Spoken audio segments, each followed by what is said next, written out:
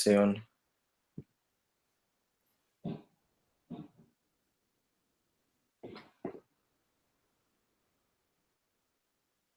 Are we good? Are we on? Oh, I think here we go.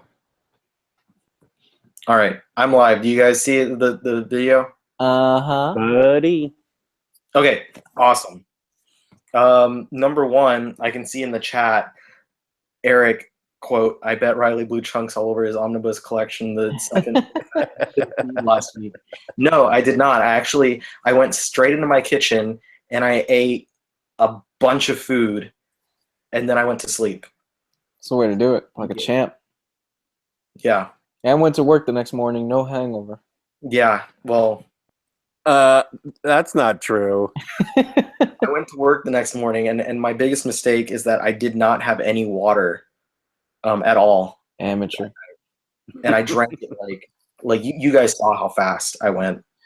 Yeah, you were. How many cups did you down that? Like 3 glasses. Yeah, and they weren't small glasses. No, they were pretty decent size. It was like a nice highball. So I went through that, like 3 of those, and no water. That's why I was stuffing my face, because I was like, I need to offset this.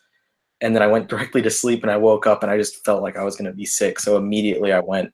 I told my boss, I'm like, I don't feel good, and he just sent me home. He's like, I can't have you here. Anyway, yeah. Hey guys, welcome to another episode of Omnibros Live. The hangover episode. Don't tell anybody, but this is actually Alcoholics Anonymous for Riley. The morning after episode. It's an intervention. Intervention. Anyway, I am your host this week, Riley Moore, the Omnibus Collector. Thank you so much for tuning in on our show this week. And of course, along with me, I've got Luis, Hardcover Reviews himself. Howdy, howdy. How's everybody doing? And I've got the Omnidog, Jess Bragg. Hey yo, hit him with time. Baba boy. All right, so we've got another great show planned for you guys tonight. One hopefully full of less of my rants while I've been imbibing.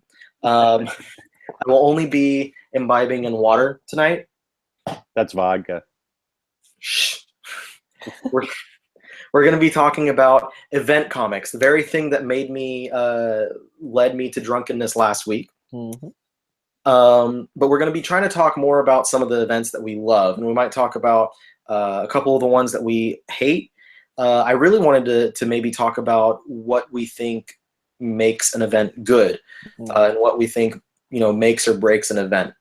So we'll get to that a little later, but of course, first we're going to start, as we always do, talking about A, what we've received this past week, and B, the things that we've been reading this past week. So either of you guys, whoever wants to start first. I always start, so let Hardcover start. Okay. I guess, are we starting with things we read this week or things we received? You can do whatever you want. Okay. Things I read. It was a really light week for me, but I read the first volume of Katsuhiro Otomo's Akira. For those of you that have seen the anime, this drifts widely into different places than the anime does. I enjoyed the hell out of this. And in fact, the next 6 weeks for Manga Mondays, the manga show that I do on my channel, I'm going to be covering Akira. The basic premise of this is that in, I believe, 1993, an atomic bomb goes off in Japan, and that starts World War III. Fast forward to about 2030, and you're following this biker gang, and the leader of this biker gang is named Kaneda. And Kaneda, he's brash, he's kind of funny, he's a bit lighthearted in tone. He's also a really big asshole. You find that out later on in the series. He's the leader of this biker gang, and his best friend is Tetsuo. Now, Tetsuo, at the beginning of the story, it's pretty apparent that he's envious of Kaneda, and he's always like, man, I'm going to prove that I'm better than you, pretty much. He's got that mindset of like, man, I know I'm better than this guy, and it's pretty apparent. They don't say it outright, but you can see it. At the beginning of the story, he shoots past Kaneda, and they're all riding their motorcycles, and he is really freaked out by a certain situation because he's about to hit a kid But when he sees the kid looks like an old man. The motorcycle crashes and blows up, and the kid just suddenly disappears. Military shows up, they pick Tetsuo up, and they experiment on him, and a few days later he shows back up and he finds out that he's got like these psychic abilities, and then the show goes off from there, and then the manga goes off from there. It's an incredibly great read. It's awesome. I love the backgrounds in this, because the backgrounds in here are used to also tell a story and to convey this kind of not necessarily post-apocalyptic world, because this is New Tokyo, and the world in Akira, it's very much well and alive.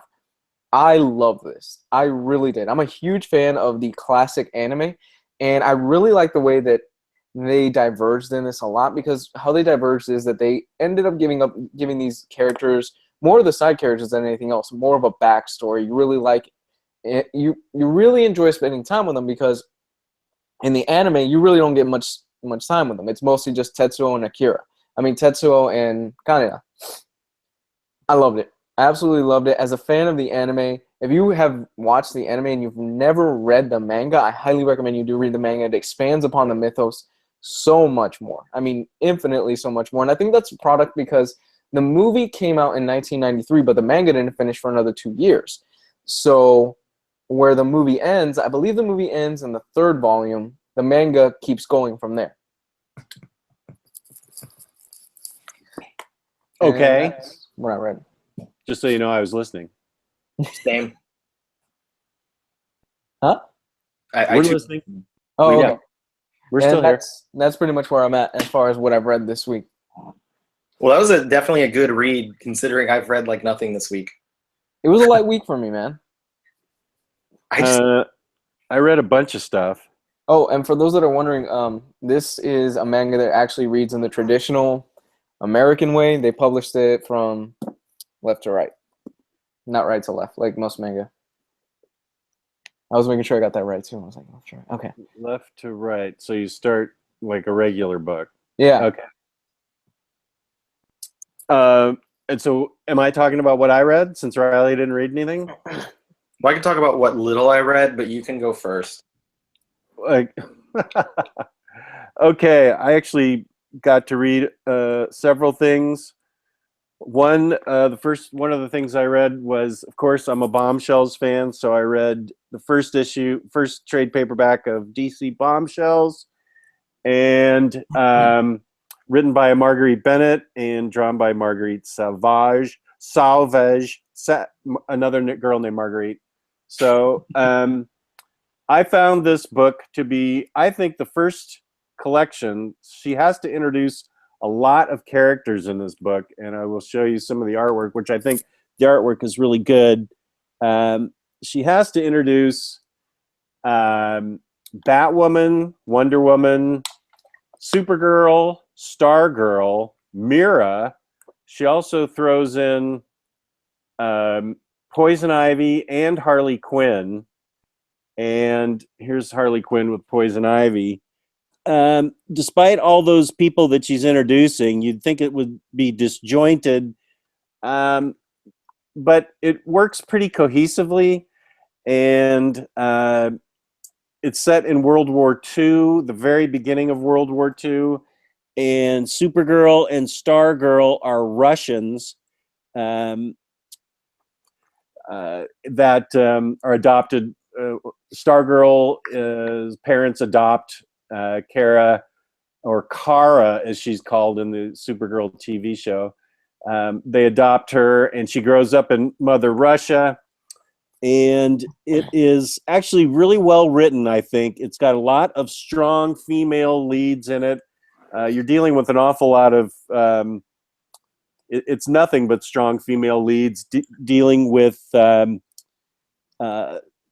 beginnings of World War II and how these characters are introduced and how they end up working together. And of course, Harley Quinn is great in it, because I love all things Harley Quinn.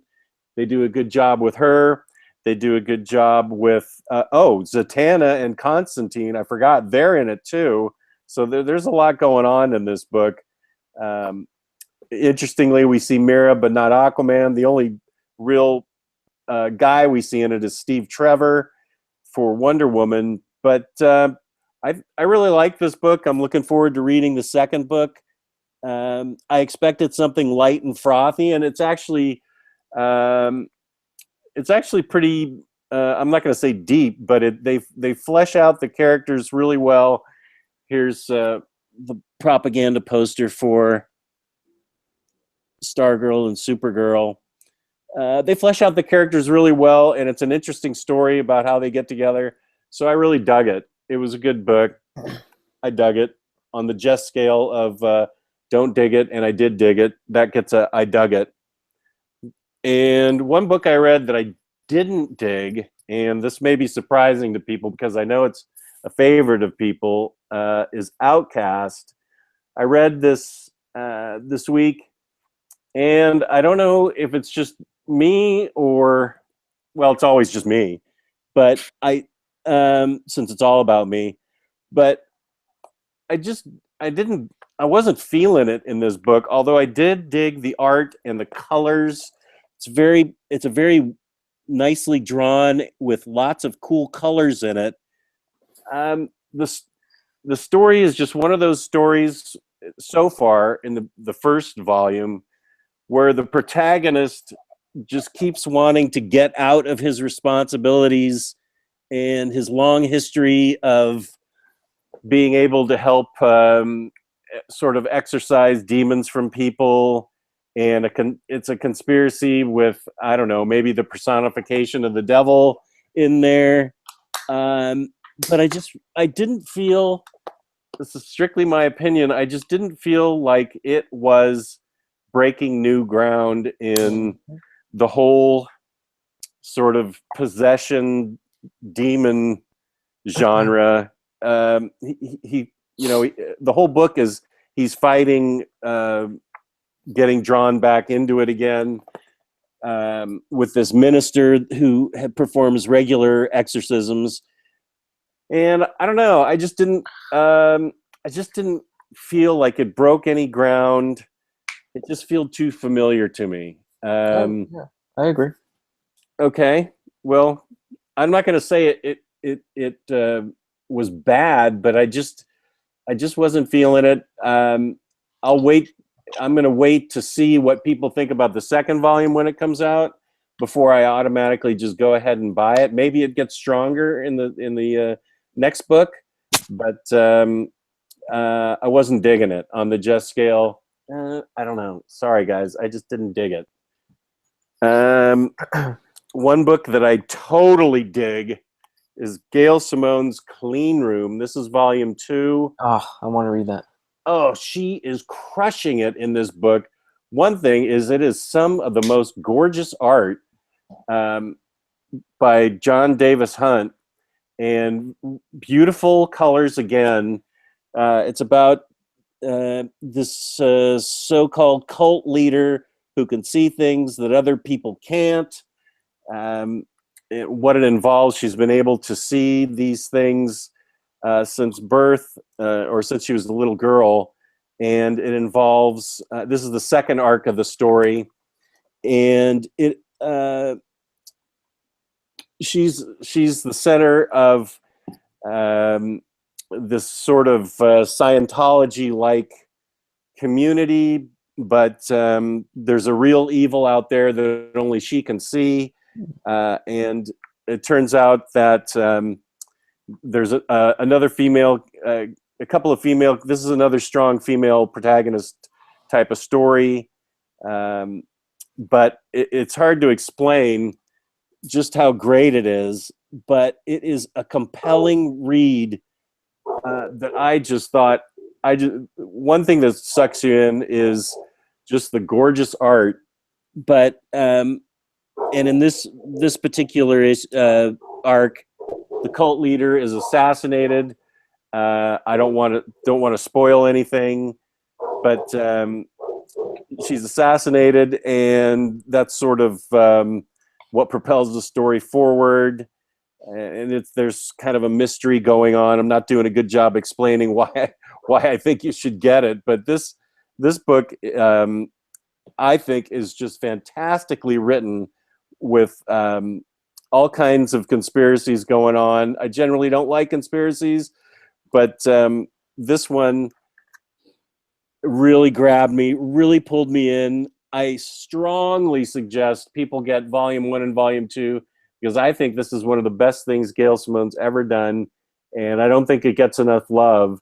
So it's by Vertigo, but I'm going to say it's by Valiant, so everybody goes out and buys it. Clean Room is a book I dug, and you need to read, and I'm not kidding. Paper Girls. So good, I can't even believe it. It's about paper girls that get pulled into the future. Paper girls, like girls delivering their paper on the paper route by what's that guy's name? Oh yeah, Brian K. Vaughan. It is amazing because they get pulled into the future and end up meeting future versions of themselves, and they get things.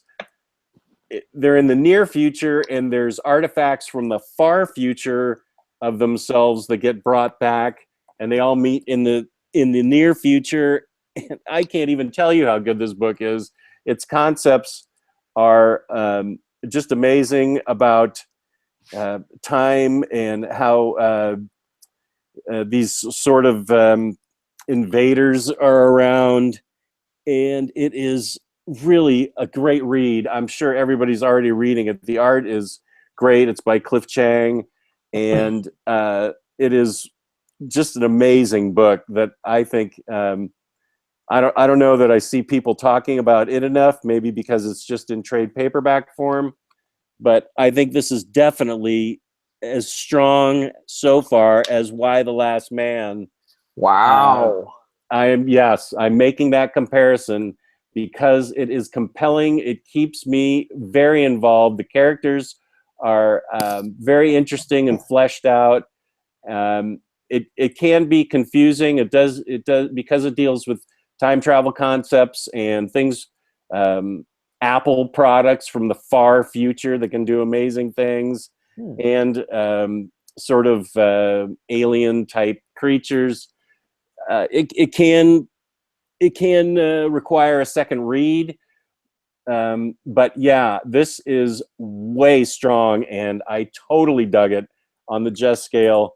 It is a book that you can blind buy and be happy with 1 and 2.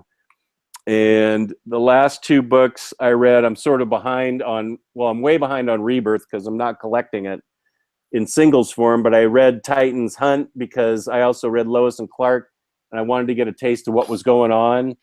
And I not generally a fan of Teen Titans, so I wasn't sure what generally was going on in this book, but I sort of went with it. And the cover is an homage to a famous cover from back in the past, by Nick Cardy, and it's setting it up so that their memories are coming back, and it's Wally West that they're missing, and they seem to be they've forgotten who they were and who this mystery villain is, and their memories sort of start to come back. It's actually a very interesting story, I thought, because I didn't know anything. I didn't know who Twister was or any of these characters generally. So if you knew Teen Titans from the previous incarnations, you would probably have a better feel for this book. But I didn't know anything, and I still really enjoyed reading this book, and it helps set it up well for Rebirth. The art is great. So if you're interested in Rebirth at all, this and Lois and Clark are 2 good books to start with. Road to Rebirth. I'm primed and ready for those hardcovers to come out now because I really want to read a lot more Rebirth. So that Titans Hunt and Lois and Clark are 2 books I definitely recommend. And it wouldn't be a show unless I mentioned something from Valiant, which is the only book that I got to, the only book that I had from Valiant. I tried to start, and I couldn't really start because, yeah, there you go. You've got it too. This was the only thing I had to start with, and I could only read the first 2 arcs in it because the 3rd arc gets into Harbinger Wars, which I got Harbinger and Harbinger Wars this week. So I can read Harbinger, which is apparently the book you're supposed to start with. But I found Bloodshot to be well-written, well-paced, freaking great art. For a brand new universe, I didn't have any trouble getting into it. I didn't have any trouble liking it or getting connected with it. It's completely different concept where Bloodshot has nanites in his blood that help repair him, keep him alive. It's sort of he's sort of like Wolverine, where the nanites, except that the nanites are in his blood and can repair him and give him all kinds of interesting, amazing powers. But he does have to feed. He has to eat to keep the nanites fueled and going. And it's a big universe that I'm just getting into. So I don't know that I can recommend starting with Bloodshot like I did. I guess you should probably start with Harbinger, but I enjoyed a lot the 2/3 of the book that I read. I enjoy the whole concept of Bloodshot, the female helper that he had, the kids that he has to rescue, that it turns out they think he's the enemy because he was the enemy at some point. And if it's not making much sense, it's because I probably should have read Harbinger to start out with, God damn it. But so far, my exploration into Valiant is going well. I enjoyed Bloodshot. If you can find it, I would definitely put my hands on it and grab it. I'm looking forward to really immersing myself into it. The pro and con is the same thing for Valiant, as far as I'm concerned, is that it's a very tight universe.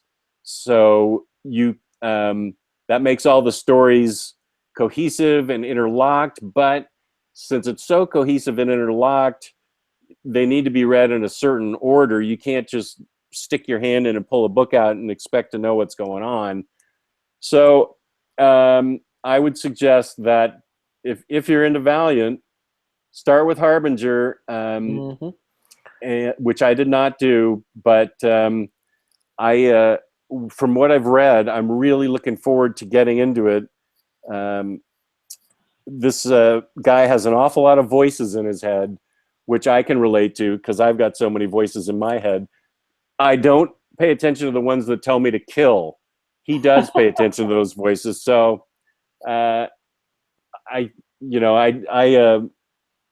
would definitely recommend it.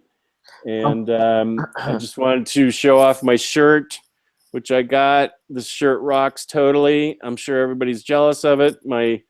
From my Funko Pop box.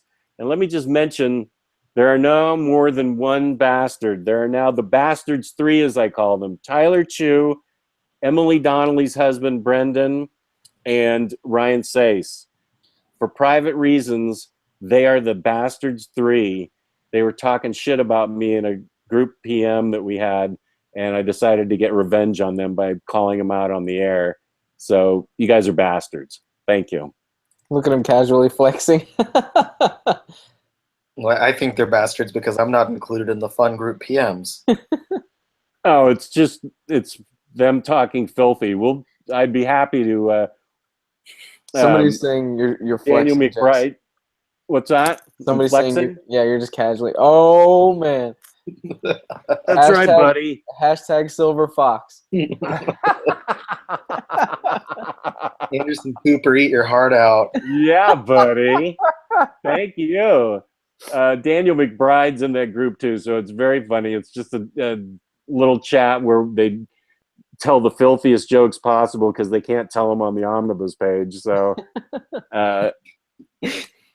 it's those guys are definitely bastards. I can't say Daniel's a bastard because he didn't talk shit about me, but he could well be a bastard in real life. I'll have to keep you posted about that. We should start like an event subgroup just for like dirty jokes and stuff. Oh my gosh. A Yo Mama subgroup. Let everyone go fucking ham in there. It would be best. Like, you know, PC out the window. Like, just do whatever you want. Oh Just god. not even moderated. Yeah, no mods. Nothing. Just fucking man. go for it. So it'd just be a wasteland of just depravity and filth. Oh Right. yeah. I mean, I run another group that is that. You do? I do. I run another group that's just depravity 100% of the time. What's on Facebook? Yeah. What is that group? I'm not telling because I don't want it associated with me. But a few people from there are in our group, and they've been surprisingly well behaved. Like, Oh my gosh! I didn't know you were cheating on us, and you had another Facebook well, group. I'm cheating on them with y'all because I've been doing that for like 8 years. So it's basically like 4chan meme group. We've been doing it for 8 years, and so it's the same group of people. Like, it's like we've gone through school together and we know each other, and it's just like horrible jokes all day, every day. No censor. Like, I feel awful, especially when like we're talking in the admin chat and about stuff, and we're like, that's not good. And I'm like, oh, geez, I just made a joke about that on the other page. So you get out your filth on another page, and then you come off as all proper on our page. Yeah. No wonder you have an outlet for your filth. Wow. That's it. I mean, that's how you do it. You have to let it all out elsewhere, and then so in private life, or no, in private life you let it all out, and then in public life you're okay. Oh, no wonder I'm messed up. Mine's all bottled up. I don't have another outlet for it. Well, yeah, we should have the subgroup, and we'll let it all out. Well, it's your page, so you get to do whatever you want, buddy. I guess we'll find out. We'll see what happens. I want nothing to do with it. I got my hands full with the Bastards 3. They're plenty. Just how great was that panel though involving the cow and Bloodshot? Oh, yeah. You know the one I'm talking about in the first volume? Yeah.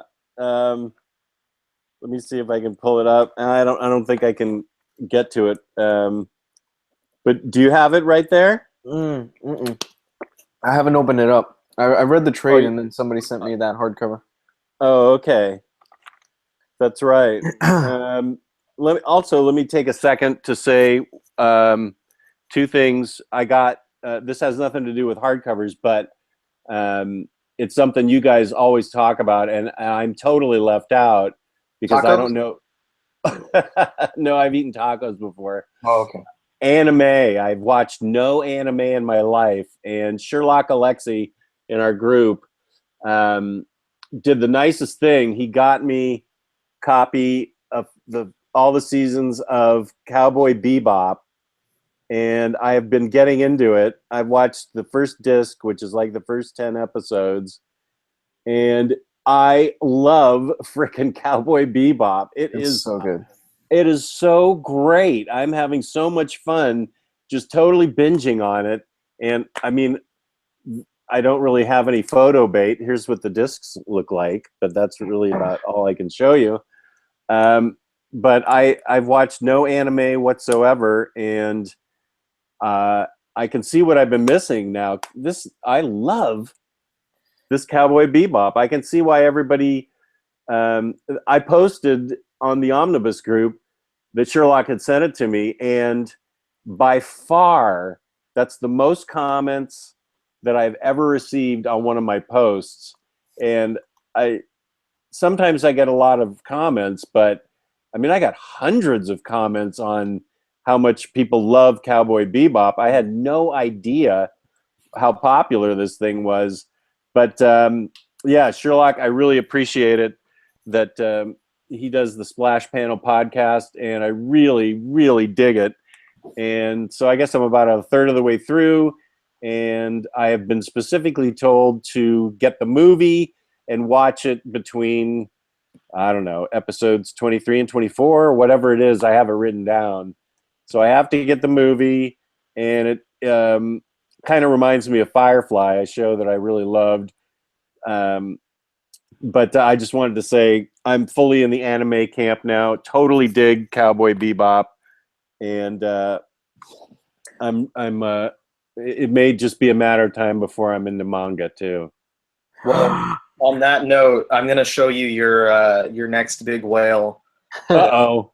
That's the Cowboy Bebop manga box set. How is the manga? Ooh. I've heard mixed things. It's for something that's based on an existing anime, Yeah. pretty good. It's not bad at all. And I mean, mind you, it's been years since I read this. Like Is it the further adventures of them, or just the TV show adapted? No, it's not so much an adaptation. It's just more adventures that they're going on. Oh, So but it doesn't necessarily take place before or after. It's just kind of in between episodes. Just more things that they've done, more cases. So it's solid. It's not horrible, but it has been. I read that when I was in middle school, so I really need to return to it. so that was just a couple years ago. Yeah, back when I was in middle school with a full beard. You little spuds. Actually, I did have a full beard in middle school, so I should probably take that comment back. Wow. I totally believe it. I believe that too. Yeah. I guess I should talk about what I read this week. You were the only kid on the playground in 5th grade with 5 o'clock shadow. Dude, when I was in high school, they called me the clock beard because I could rub my face and tell you what time it was.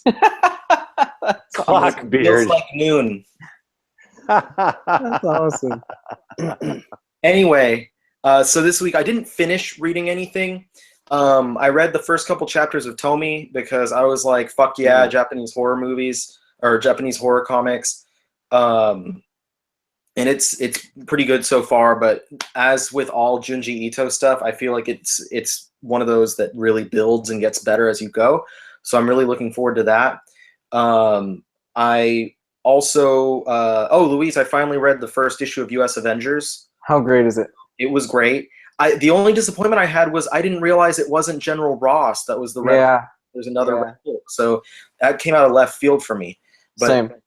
Whatever, that's okay. I'll go. It's fine. He still has Star Spangled Briefs and he still has a mustache. How great is the villain base? Yeah. The villain himself is pretty freaking great. Yeah. Like I definitely recommend it. It's as ridiculous as I would have wanted it to be. And it does really well to follow up on what Al Ewing has been doing with all his Avengers books. So I'm on board for that one. And I've said this so many times, but the best part about that book is it's written by a British dude. So he's obviously making fun of like American nationalism and stuff with this series, and it's fantastic. It's just amazing. I love the little squirrels. The squirrel girl flies in with, and they've got like little jetpacks on them and helmets. I started dying laughing. It's great. It's so good. It's fantastic, and the villain is great too. Mm-hmm. And then I got my Valiant order in, so I started rereading the first volume of Exo Manowar because that was the first volume that I started reading Valiant with, because I think it was the first collected edition that came out in paperback. So I read the first couple chapters of that, got sucked back into it. I remember why I loved it so much, and now I'm excited to get back into it and start reading past what I had read before. So that's going to be really exciting.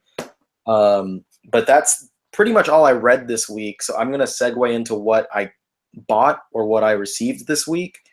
And then we can go to you guys after that, after I do mine real quick. So this week, yesterday actually, was my anniversary with my wife. So we've celebrated now 3 years together. Woohoo! Very happy, still happy. I made a little post on Facebook talking about basically how marriage is not an easy thing. Marriage is something that you have to work at, blah, blah, blah.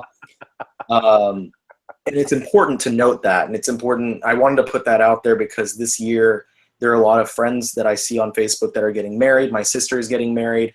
And I may only be 3 years into marriage, but if I have any knowledge to impart, it's that marriage is a constant thing that you need to work on every single day of your life.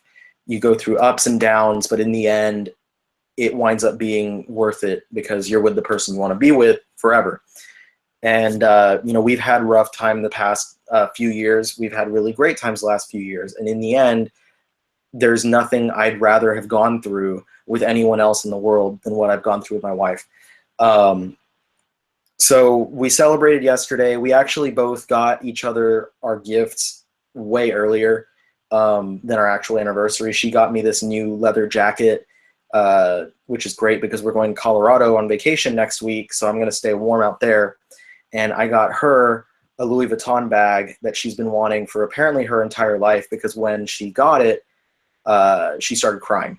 So that was great. She was also rewarded on her anniversary, on our anniversary day, or the day before, by finding out that she got a new job, which is going to be significantly better than her current job. So we're very excited about that as well.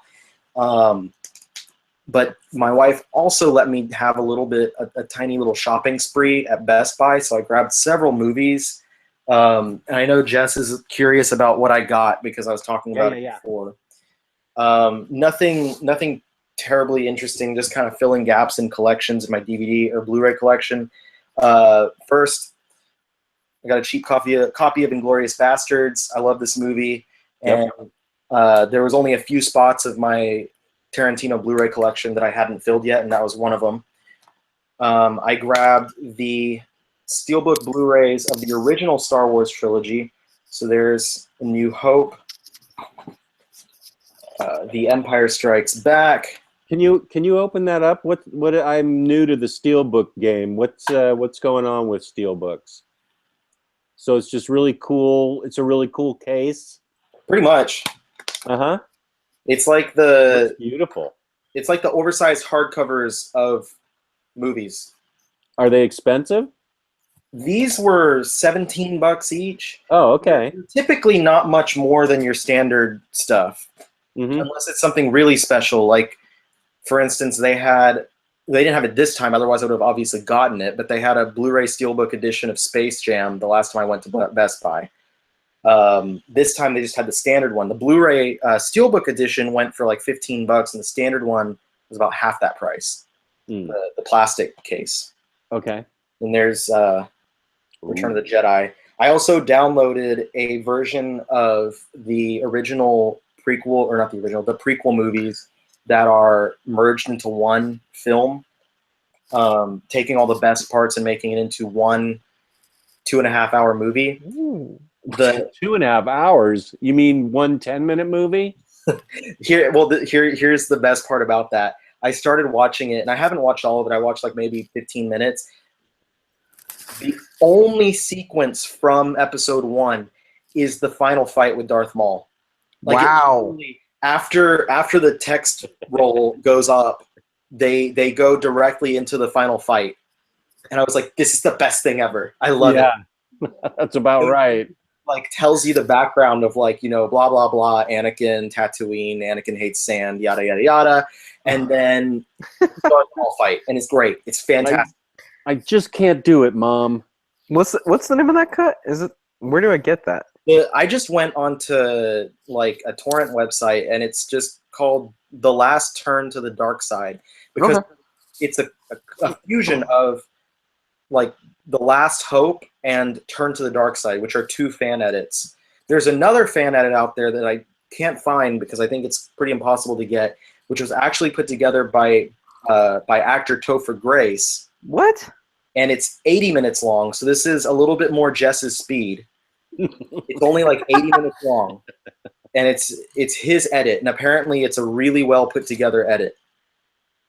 So that I'm just putting that out there. But that's still 80 minutes that I could be watching Cowboy Bebop. That's very true, though. I'd recommend that. But this cut is not bad. Like, so far, what I've been watching, they definitely cut out all the they trim out the bullshit, and they kept the Darth Maul fight, and then you get directly into like what seems important about the second movie. But anyway, moving forward, I also grabbed the first season of Ash vs. Evil Dead. I still need to watch that. I watched the first episode of this on the Starz website because it was up for free, and I really dug it. So I was really excited to grab this because I love the Evil Dead movies, And my wife and I are watching that together, and she's really digging it too. It's great for anyone who likes those movies. It's a great continuation of that. And now I'm really wanting to get into like the Army of Darkness and Evil Dead comics. So you might see me in the next couple months with a few of those books on the shelf. And speaking of anime, I grabbed a Blu-ray copy of Ghost in the Shell. I recently got rid of my DVD copy, so I needed to replace that with the 25th anniversary edition of the Blu-ray.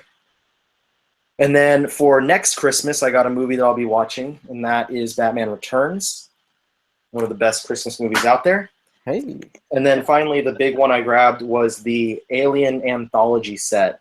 Ooh. So I'm excited. I absolutely love Alien and Aliens. I've watched the director's cut of Alien 3 one time, or Alien Cube, if you will. And I have not watched Alien Resurrection before, so I'll be excited to get into that. And is that 4 movies that's in that? Yes, it's got 4 movies. Okay. Only 2 of them are worth it. Yeah.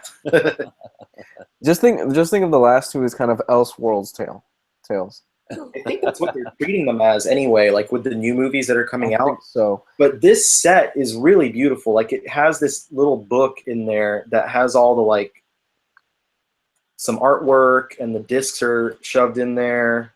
You just found out this morning that Blade Runner and Alien are kind of in the same universe. Yeah, that's amazing. Good timing that y'all were talking about that, because I just grabbed this set, and so I'm really like in like an alien state of mind right now. And then you're all like, yeah, Blade Runner's in the same universe. I'm like, what the fuck? Speaking of Blade Runner, here's Blade Runner right here.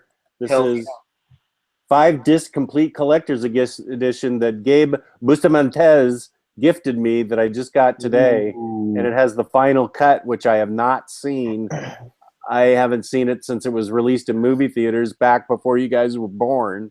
So I need to see the final cut. And that's pretty cool that it's set in the Aliens universe, according to our chat, which thank you, Gabe. I'm going to put something up on the Omnibus page tomorrow, but this was a great gift. I'm really excited about it. Final cut is the best. The Omnidog seal of approval is what it gets. Have you ever seen Blade Runner, Jess? Yeah, you totally tuned me out. I just said I saw it back before you were born. Oh, I'm sorry. I was paying attention. I was paying attention to the chat. I'm sorry. You don't hang on my every word? What the fuck? I'm so sorry. Holy smoke. I woke up at 5 in the morning. I'm sorry. I know 5 every morning, so whatever. Yeah, dude. I woke up at 5 in the morning. I'm like on allergy prescription pills right now, so I'm like, ugh. Whatever. Yeah, so I haven't seen Blade Runner in about 30 years, so I can't wait to see the final cut and see what's going on with that. Yeah, it's been a little while since I've watched it too, so I'm going to have to get a new copy and then watch it so I can put it with my Alien stuff. And then, didn't Gio say something about Gladiator also being in the same universe? Yeah. Oh, I don't know if that's. I don't know. That's I think that was a Geo theory. Yeah, I think that's Geo fan fiction, is what that is. No, I don't know, but whatever it was, I want to get on that, because that sounds fucking amazing. What was the plot? Like, I don't remember, but it was something to do with the Lost sequel that they were gonna have to Gladiator, and it was some random shit that I don't understand completely. But he gets rebirthed and comes back to kill Jesus or something, right? Yeah, apparently there was a script floating around called Gladiator 2 or something like that, and Maximus gets called on by God. He is reborn, and he's sent to kill Jesus or something like that. And then Bill O'Reilly writes a book about it called Killing Jesus. I believe that. I need to finish talking about all the books I got this week. Oh, you got books? Yeah, I got books too. Let's see them, Home Pizza. Let's blast through it because we need to get on to the main topic. So I'm just going to turn my computer, and you can see that underneath the Ninja Turtles. Underneath the Ninja Turtles, next to the Power Rangers, are all my Valiant books. So those all arrived, most of them from In-Stock Trades. The greenish one in the middle is Quantum and Woody off of Amazon. So really excited to go through some of those for the second time, some of them for the first time. Some of them are continuing from stuff that I've already read. So all around, it's going to be a good time. And then as far as books that I got, let's see. I also got from Mr. Clayton Barbe. He sent me this book as a gift. It's volume 3 of the Jurgens and John Romita Thor, which I have not read, but he knew that I was looking at getting a bunch of Thor books, and this was one of the runs I was curious about, so he had an extra copy and decided to send it out to me, so that was awesome. Good guy, good guy. Let's see. From In Stock Trades, this past week, One Punch Man Volume 10. Haven't dug into that yet, but that's always a quick, fun read. And then the Incredible Hulk Epic Collection, Future Imperfect. Next installment of the collected editions for Peter David's run. After this, I hypothesize there should be 2 more Epic Collections to finish off his run. So I'm really looking forward to that because his run has not entirely been collected before. So it's going to be a really fun thing to have. I'm trying to think of a good word. It'll be a really big monumental thing to happen.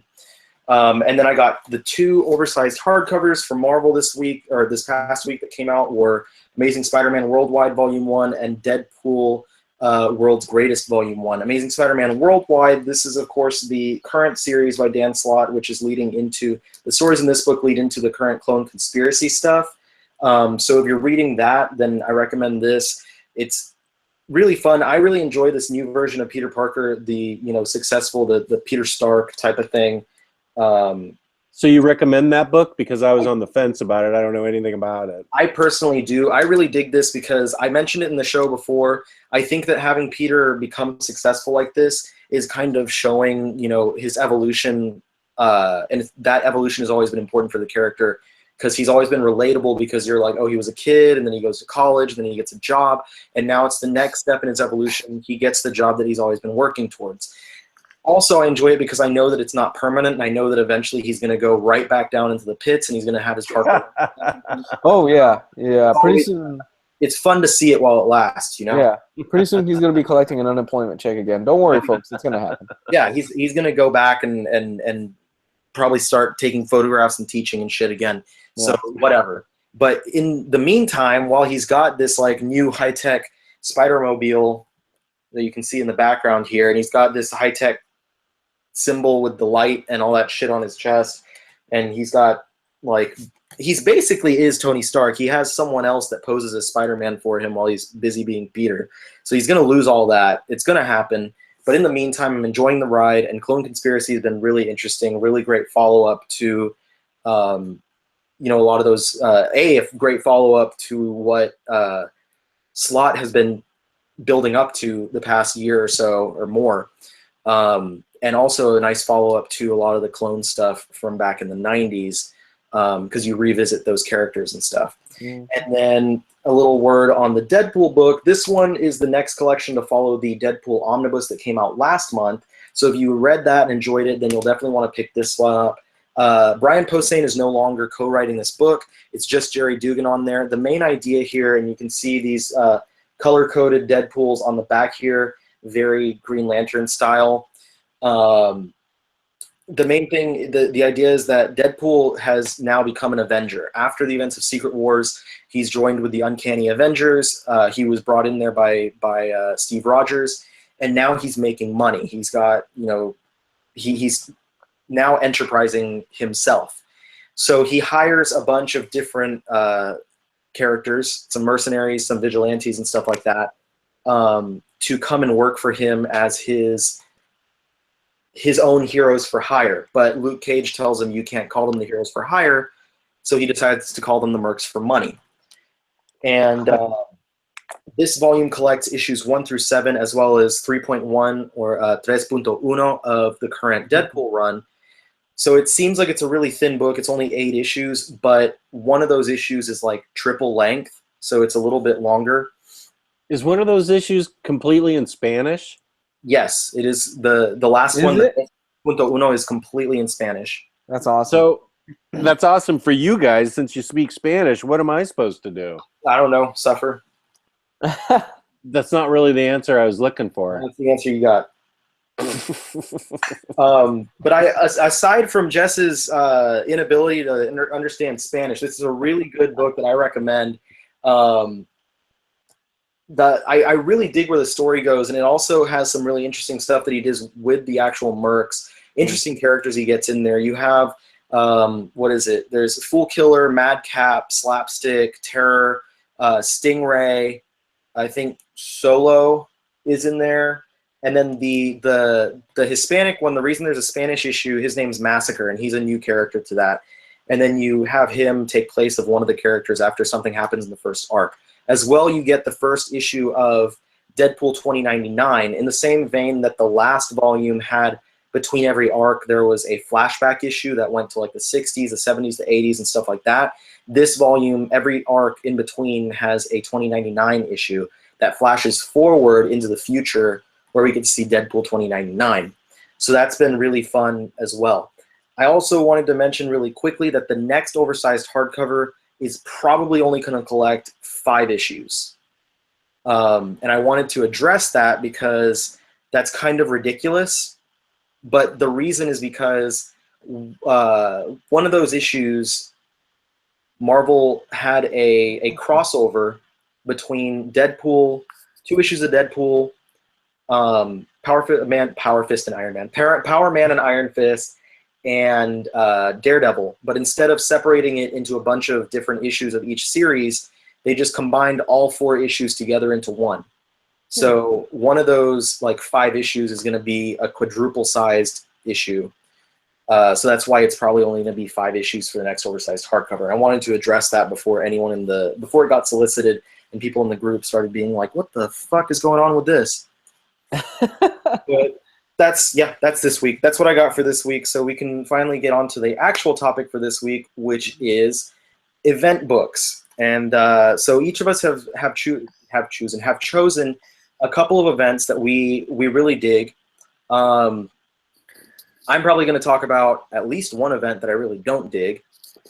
And Drunk Riley makes an appearance. No, no, not that. But I also wanted to kind of wax on the ideas of what y'all think makes a successful event and like what makes an event unsuccessful. Like I know in the past couple episodes, as we talked about Civil War II, Luis and I have been talking about some topics such as the fact that there's useless tie-ins, like literally tie-ins that have nothing to do with the actual event.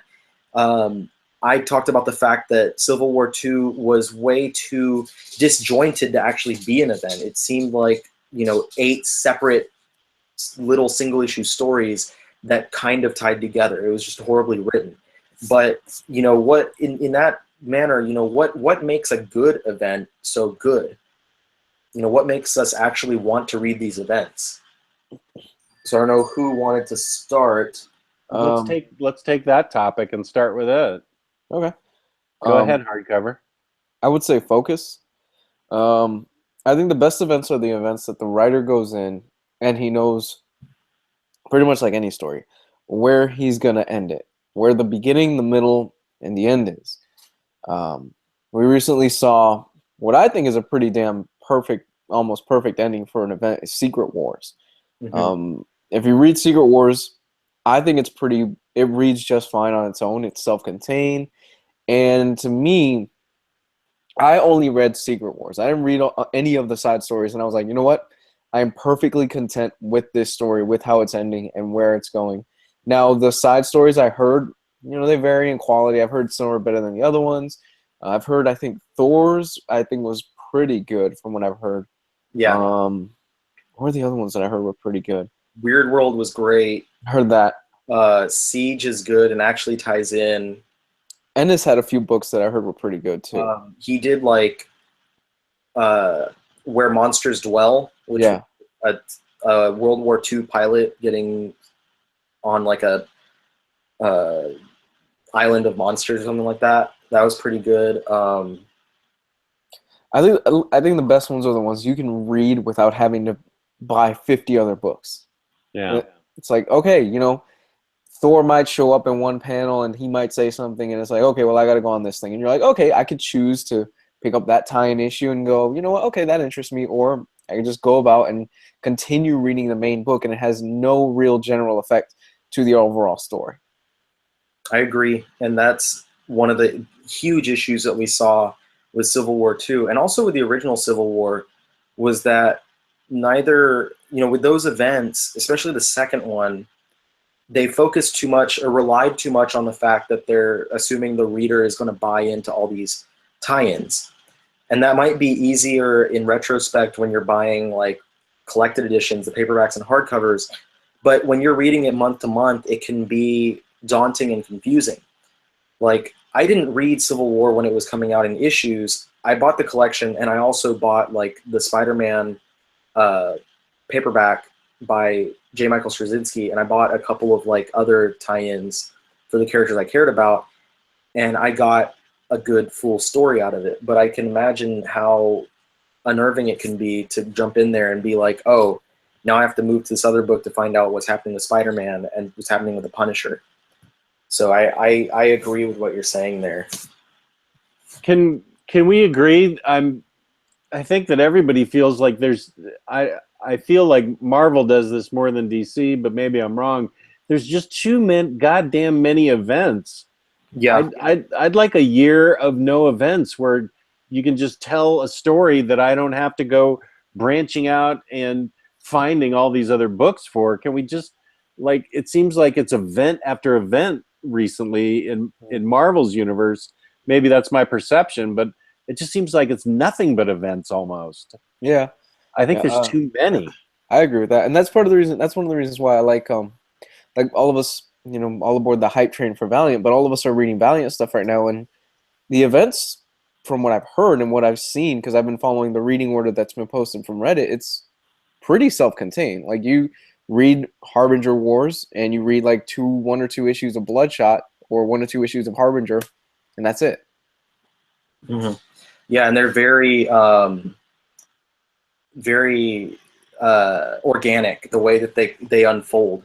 They come out of the stories that are already ongoing in these series. So it's not because another big problem with some events and the tie-ins that they suck into them is they seem like they're just thrown down by editorial, and all of a sudden, like, all these different writers have to halt what they're doing and make way for this event.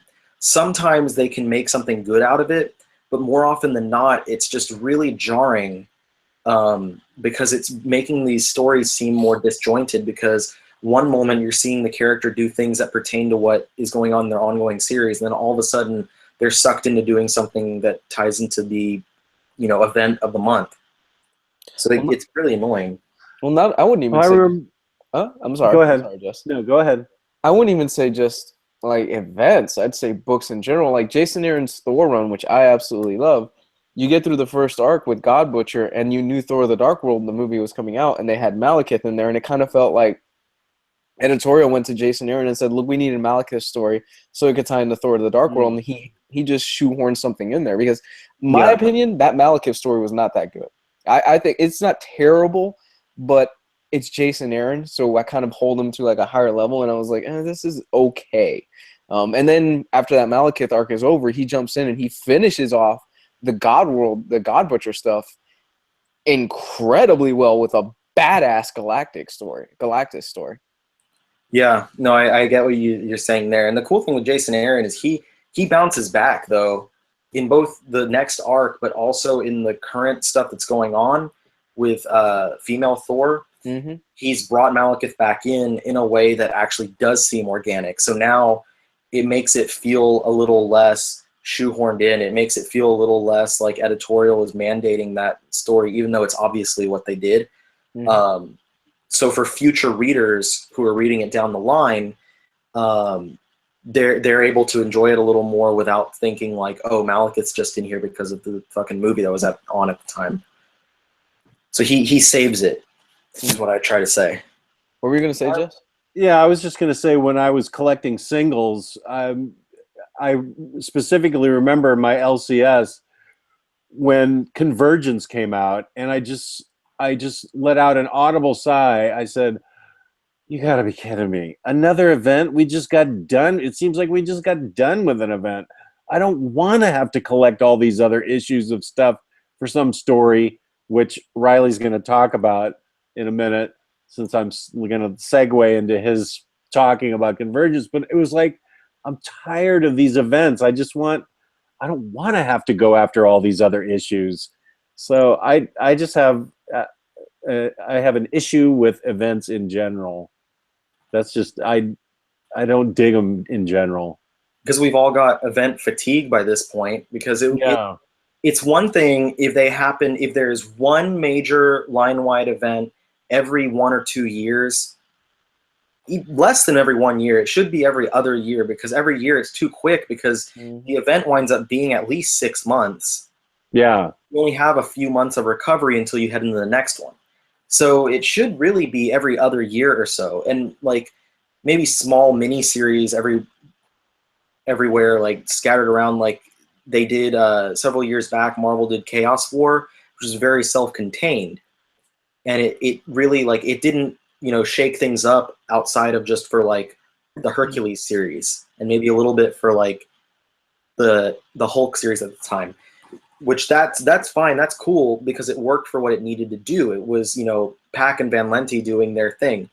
But then, you know, when you have something huge like Civil War II, it's an event that took like so long to publish, from issue 1 to issue 8. It took almost an entire year, and now they're already planning the next event, which is, I mean, I'm looking forward to the Secret Empire with the Captain America books, because that one actually feels organic. It's actually coming out of stuff that Nick Spencer has been doing. Whereas Civil War II just felt like it was slapped onto our books because Captain America Civil War had been coming out. But they're already, my point is, like, there's no recovery time. They're already going into the next big book. They're already heading into the next direction. And before Civil War II, what was the event before that? There was a smaller event like Avengers Standoff, and then before that there was, you know, Original Sin happened, and it just doesn't seem like there's that much time for us to recover from one big event to the next one. Oh, Secret Wars, obviously that happened. And you know, next year when Infinity War comes out, we're gonna get either an Infinity Gauntlet 2, or an Infinity Wars event. You know it's gonna happen. Yeah, they're gonna do something. It's gonna happen, and it's gonna be really annoying. And it's gonna be Bendis is probably gonna write it. Yeah, and it's gonna be half-assed. Yeah. Unless, because Jerry Dugan did just get announced as a new writer for Guardians of the Galaxy, so maybe they'll have him pen whatever that event is, because he did do the Infinity Gauntlet storyline for Secret Wars, which was another pretty decent miniseries. So, you know, we can cross our fingers. Let me just say, as group historian, since I've lived through so many, back in my day, we didn't have events every 2 years. We just had stories. I don't remember growing up. I don't remember events. I mean, every year the Justice League and the Justice Society would get together and fight Earth 29 or something. You had crises. I think, if I recall correctly, I think Crisis on Infinite Earths, to me, seemed to be the very first event that, correct me if I'm wrong, that spanned like an entire line and had tie-ins, and you had to collect it, you know, all across the line.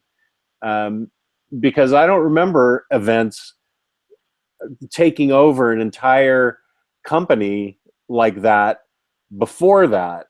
I don't remember that in the 60s and 70s. So I'm positing that Crisis on Infinite Earths was the first event. Do you guys feel that way, or do you not care? Or I don't want to agree nor disagree, because I'm not absolutely sure. Same. Okay. Well, I feel like you might be correct, but I'm not 100%. I just don't remember events before that. I think he is right now. That seemed to me to be the first event type thing back in the 80s. Crisis on Infinite Earths, there were several Crisis on multiple Earths, because it was Crisis on Earth whatever, Crisis on Earth whatever, like Right. annuals and one-shot type issues. Exactly. But those were not necessarily full-fledged events. They were just single-issue things. Right. But to come off of what Jess was trying to segue us into, and me just shitting all over Convergence, Convergence is fucking horrible. Like that, to me, that is the definition of an event gone wrong, because it was something that was just completely spun out of editorial mandates. There was no need for that event to happen. Right. It had no bearing on anything. Actually, it did do one thing. It did one tiny thing, and maybe this was been undone in a book that I haven't read, but it's where we kind of got the seed of pre-Flashpoint Superman coming into the New 52 universe. That's the only thing that it gave us, is that tiny seed of getting the crossover. But it didn't even give us that until later on. So the whole thing that really pissed me off about Convergence is that Convergence was what Flashpoint was supposed to be. Flashpoint was supposed to be a Band-Aid event, as they called it a lot of different places, which was meant to hold over editorial until everyone could move from one coast to the other. Because Flashpoint was supposed to happen whenever DC's offices were moving. Yeah. The move was delayed until, a couple years ago. So they'd already done Flashpoint, because they had already, in preparation for the move, they already had the idea for all the different things that were going to happen, and they ran with it.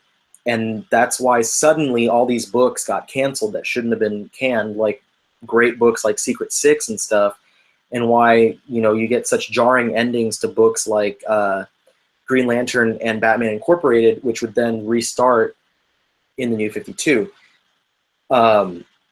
So Flashpoint was meant to just be a Band-Aid, but instead we got that with Convergence. And what basically happened, as soon as everyone was moving, they organized for 2 months with completely pre-written, pre-drawn, pre-edited stories that all they had to do was turn on autopilot and ship them out over these 2 months. And everything else was put on pause while they relocated. And then as soon as they came back from those 2 months, they restarted with issue 41 of all the New 52 titles, just as if it had never happened. Yeah. And it was awful. It was, the main story was just a pile of shit. It was the worst event. It's worse to me than Civil War II. And I ranted about that last week enough, but this event was just so much worse. And somewhere, like a couple years ago, I wrote an actual review for it that's somewhere on my website, and I can fish it out if I need to, but it was just me just ranting and raving about how horrible that event was, because of the things that I mentioned, and the fact that it doesn't lead towards anything, the fact that it's just completely pointless, the fact that it's a fucking dime store brainiac that they're fighting against. It's horrible. And my biggest argument, or my biggest complaint, was that you would think a book with like 5 different versions of Batman fighting alongside each other would be better, but no, it's a pile of shit. It's awful. Yeah, that was the big selling point with all those different Batman. It was like different versions of all these different characters, because the whole idea behind Convergence was all these different bottle Earths, which were bottled of like different timelines. So there was a bunch of these 2-issue miniseries that actually, a lot of them, like probably 10 out of the 20, wound up being pretty good. And there was ones that were based like, pre-Crisis and 0 Hour and pre-Flashpoint and stuff like that. So you got different versions of these different characters told by different creators who, may have touched these characters before. Like, I think Greg Rucka did a Question miniseries, and Len Wein did the Swamp Thing miniseries, or like different stuff like that. They've touched them before, or creators that haven't touched these characters in a long time are coming back on them. And it was really cool. Like, half of those miniseries were actually really good, but they didn't add anything to the actual Convergence as a whole. So that's wherein my biggest disappointment lies. And I just ranted about that for so long and told everyone, like, don't fucking give them money for this shit, because they don't deserve it. I know there's probably someone out there that loves it. You're wrong. I'll just tell you that right now. Well, if Civil War II made you drink, did Convergence make you do heroin? I don't know, man. Convergence put me in a dark place. Wow. But and it gave us Telos, a 6-issue miniseries about the shitty villain that they fought. So fuck that. But yeah, it gave us Superman back, so that was cool, I guess. Well said, sir. But yeah, so that's my definition of just a horrible event, because it was complete editorial mandate. It does not spin out of anything that was happening before in the comics, and it doesn't lead directly into anything that's happening now in the comics. For me, a great event is one that, while it can be read self-contained, it also has its definitive spot in the continuity of the comics. I think that it should make you, while you can completely understand what's going on in said event, in that series itself, it should make you want to read what happened before and makes you want to continue reading what happens afterwards. Because this is, that's what comics should do, is it should make you want to keep going. It should make you want to broaden what you've already seen. So in my mind, if you're not doing that, then your event is kind of just, it fucking sucks, So we can talk about good events now, right? Yeah, I mean, we've ranted enough about what makes a good event and what events are not so good. I guess we can talk about the events that we actually liked. Okay, good. So who wants to start? I can start on an event that I loved and that I had bound, which is Flashpoint. Wow. And that's how much I had it bound because I had so many issues of it. But the reasons I liked Flashpoint, I like the idea. First of all, I like the idea that it was taking a big chance. It was completely redoing everything in the DC universe to lead into New 52. Now, I know there are a lot of people out there that don't particularly like New 52. I loved that didn't like New 52. I loved New 52 because I thought it took a chance, and that's what I really liked about comic books in general, is when they are willing to take a chance, break out of their regular stories, and they're willing to do something different. And Flashpoint was completely different, where the Flash is the only one who wakes up, and he's in a completely different parallel world, and he doesn't know what's going on. And we've got the Amazonians fighting the Atlanteans, and you've got Thomas Wayne as Batman instead of Bruce Wayne. Superman is kept in a lead-lined vault without ever seeing the sun. And here's some art from it.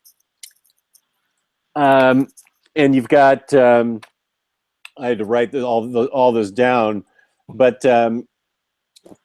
you've got all these different characters where Barry Allen's the only one that seems to remember anything, and he's got to try to explain to people that something's going on. There's an underground that Lois Lane is a part of.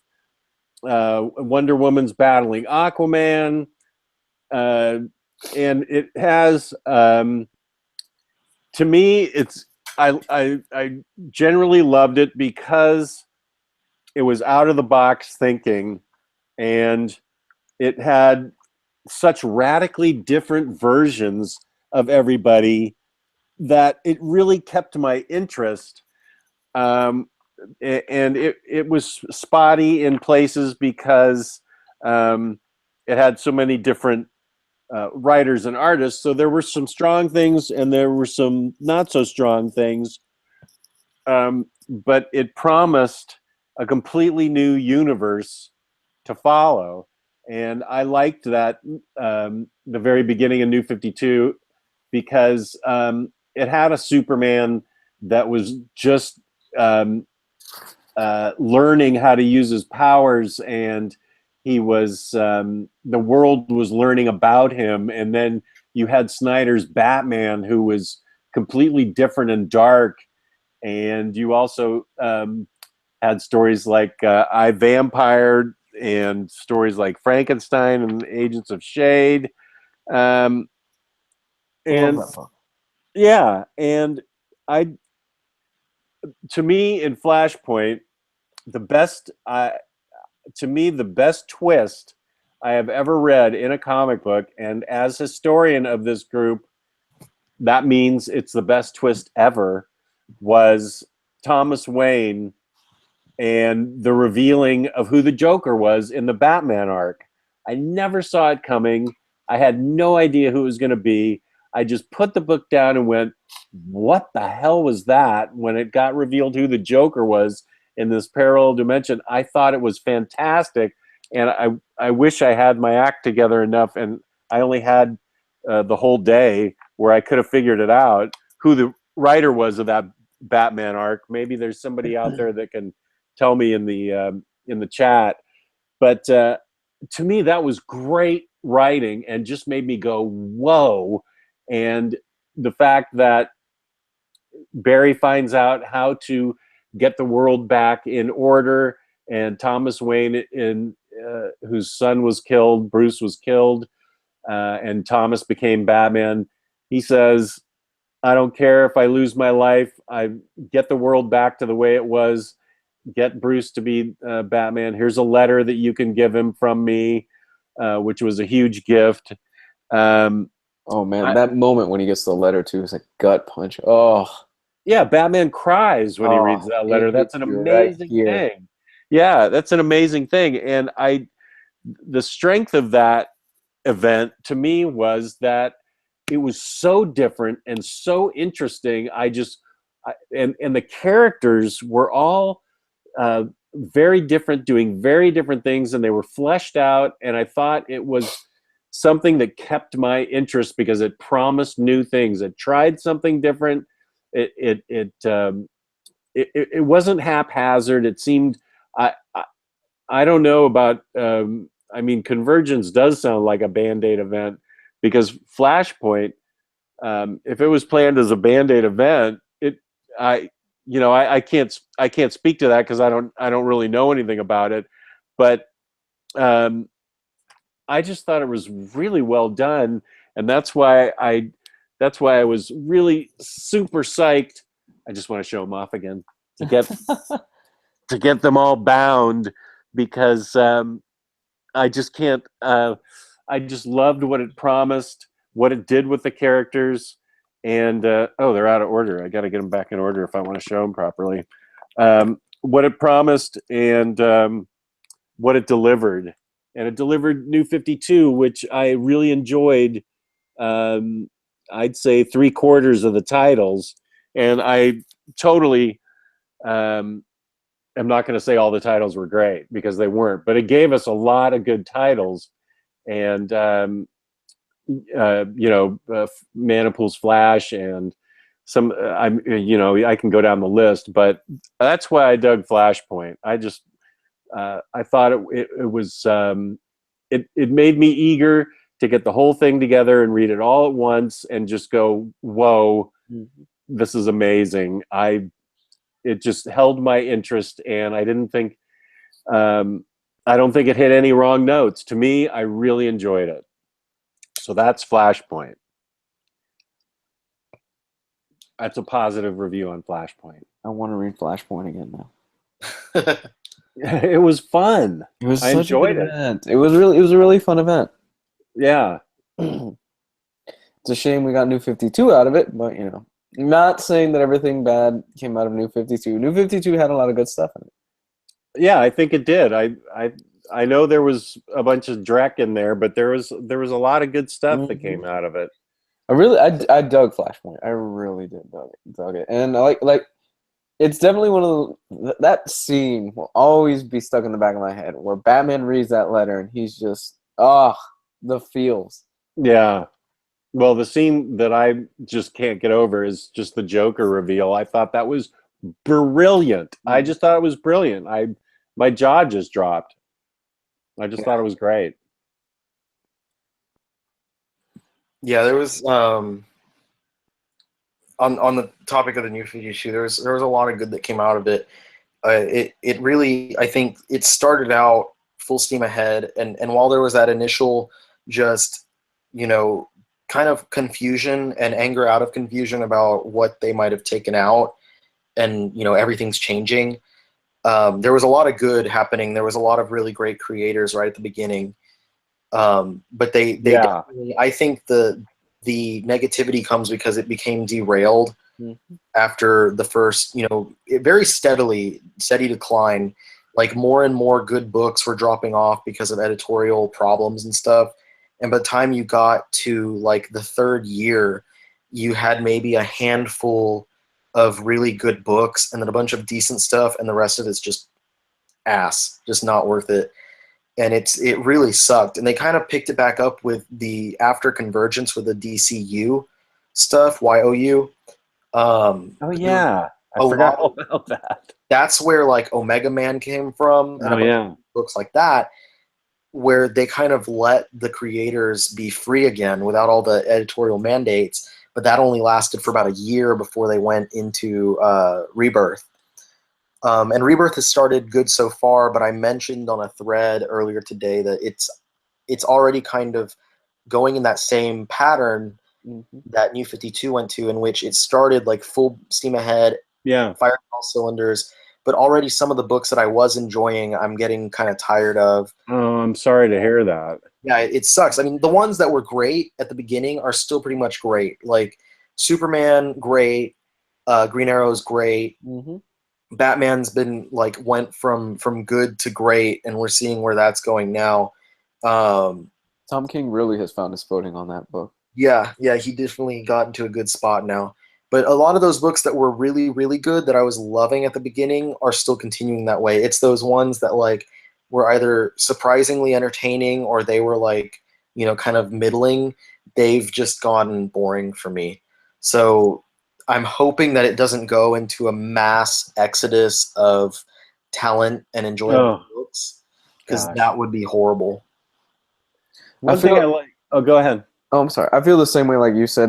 We're starting to show not everything has gone downhill, but like it's starting to show, okay, I'm starting to lose interest in certain books. Like I dropped Greg Rucka's Wonder Woman. I just dropped the whole thing. Really? I didn't like it. I didn't care for it. I did not care for it. Did nothing for me. It's not terrible by any means. It's just I have so many good things to read. Yeah. Like, it just didn't make the cut. Well, I don't. That's too bad. I don't like hearing that. With New 52, one thing I love the idea that Superman was just figuring out his powers. The world, he was in jeans and a t-shirt, and the world was just getting to know him. And they could have gone so far with that, with his, you know, just with his life on Earth. But it didn't take long before it was just Superman battling giant creatures from space again. And it was just the same old Superman to me. I just lost interest. Now, and I like that. I liked Grant Morrison's Superman. I love the Action Comics when he's in the boots. Right. I love that stuff. I thought it was really good. Yeah. Grant Morrison's action was great. I don't know. They just could have done so much more with that. And I'm really bummed to hear that Rebirth might be falling off already, but I'm hoping that it's just sort of a lull. I hope that we're wrong about that, because I don't want Rebirth to fall off. Yeah. I want it to continue being strong, but it's getting to the point where like every week when I'm reading new stuff, I'm like, this is not as good as it was. And I haven't read any of it, so I can't comment on it, but I know I'm looking forward to the hardcovers. We'll let you know what's worth picking up, though. I will tell you from day one, Suicide Squad and Justice League were ass. I can't believe that. Is too bad, because Justice League to me was the one book that stayed great, besides Batman, all throughout New 52. But now it's Brian Hitch with it doesn't even matter who's on art because Brian Hitch doesn't know how to write. He's not a writer. He's an artist. Oh dear, that's disappointing. Because Justice League was so strong in New 52. It's just not worth looking at anymore. Hopefully Justice League of America winds up being good with Steve Orlando because he's a good writer than he's not. And you're saying Suicide Squad's not good? I read a couple issues and it's part of it is like they insisted on having Jim Lee as the artist, but Jim Lee can't keep a schedule worth crap. No, he can't. He's literally drawing half of each issue, and then the other half of each issue is like a backup story. DC, listen, don't put Jim Lee on art. Do not do it. He's not going to finish the book on time. He's going to get 3 issues in, and he's going to fall off. It always happens. He didn't even get 3 issues. He just gets half issues now. It's ridiculous. Like Jim Lee at this point is a name. He's a name that's synonymous with a lot of comic fanboys out there. They love his stuff, and I've never been a super huge fan of Jim Lee. I like his stuff, but he can't finish a book. He just can't. How long did we wait for the final issue of Superman Unchained? God, I don't even remember. I don't remember that either, but I remember it was a long time. We're still waiting on, no one really cares, but All-Star Batman and Robin. Right. Oh, yeah, they never finished that. Was that Frank Miller or Jim Lee's fault or both? Probably both. Yeah. I'm the goddamn Batman. Hey, well, that was a fun part. That's the only fun part. I think we kind of disrupted Jess's talking about... Did you get to talk about both of your books, Jess? I didn't. I was going to let Luis go on something that he liked. Oh, okay. Well, I'm going to go with... I actually changed my mind last minute. I'm going to go with Annihilation. I dig the hell out of Annihilation. I really dug this. I think this is one of the examples of an event done right, especially if you could track down the Omnibus. This will run you a pretty penny right now, unless you get super lucky. But I dig this a lot. Annihilation basically centers around Annihilus coming into the world, and he has brought his Annihilation Wave, and now a whole bunch of these ragtag random superheroes from the cosmic universe come together and they try to stop him. Along the way, Thanos is wrapped into it. Annihilation is awesome. I love this event. It's basically the start of the Marvel Cosmic Universe. And I think what sucks about Annihilation is that this was going on the same time that Civil War was going on. And I didn't think at the time it got the love that it deserved. Because I remember going into comic shops and the whole wall was covered with Civil War. Like I don't know if you guys were walking into comic shops at that time, but you could not walk into a comic shop without seeing Civil War, Civil War, Civil War, Civil War, like a whole shelves full of just Civil War tie-ins. And Annihilation was just kind of shoved in the background. But I love this event. I think it's awesome. It's pretty much self-contained, do a few books. You've got your, let me look at the back real quick. The Drax the Destroyer mini, Annihilation Prologue, Nova, Silver Surfer, Super Skrull, Ronin, which I love the fact that this also gave Super Skrull more of a character arc. You get to know him a lot better as a character. He's still an asshole, but you still end up liking him a lot more. At least that was me. You're saying Super Skrull, not Super Squirrel, right? No, Super Skrull. Got it. Squirrel? Did I say it right? You did say it right. I was just slurring my hearing. That's kind of hard for me to say. But yeah, I dug the hell out of this. It also has one of my favorite, most badass double-page spreads where Nova takes care of Annihilus. I don't know if you guys remember what the panel is. I don't. I don't want to ruin it. Reaches into the mouth. God, it's been a while. Yeah, it's been too long for me. Oh my God, it's such an awesome moment. You want to talk about payoff, but this really was the beginning of Marvel Cosmic, and everybody's jumping on the Marvel Cosmic bandwagon right now. Everybody's trying to get the omnibuses. Everybody's trying to read through them, and they're like, man, this stuff is really great. I'm like, yeah, it's really great. And what's great about this also is that after you get through Annihilation, you start reading Nova, and Nova actually comes to Earth. And in kind of a fourth wall breaking moment, he's talking to his family, and Nova goes, "You guys are arguing over this stupid," I'm paraphrasing, "over this stupid shit with Civil War. Meanwhile, I just spent the past few months saving the entire galaxy and nobody paid attention to it." I remember that. I do remember that very clearly. Yeah. That was it. Oh, that was like okay. They're talking talking right to the audience. Like nobody was fucking paying attention, and we saved the galaxy basically, and nobody cared. Well, they care now. Yeah, well, they definitely care now. And for those of you that are wondering, War of Kings is out of stock on his stock trades right now. I wonder if that's gonna, because there was like a million books that went in and out of stock and then back in stock like last week or two. So I wonder if that one's gonna do the same thing. Oh man. I don't know. That just shows why you got to get these things when they come out. Yeah, definitely Marvel Cosmic, you have to get the stuff when it comes out. And like we were talking earlier, this is pretty self-contained. You know, all the miniseries, they came out, you read the miniseries, and it went into the next mini. Basically, everything builds upon everything else leading up to Annihilation. And this really is the start of modern Marvel Cosmic. And I got it. Dan Abnett and Andy Lanning, they basically took heroes that nobody really gave a shit about at the time, and they put them, in my opinion, at the forefront of the Marvel Universe. They're the reasons why the Guardians of the Galaxy that we have in the movie are those Guardians of the Galaxy, like those characters. Exactly. Mm-hmm. That's why they're not Jim Valentino's Guardians of the Galaxy. As much as I'd love to see a movie that stars those characters. Well, that'd be fascinating. But yeah, I agree. Annihilation is definitely one done right. It stands by itself.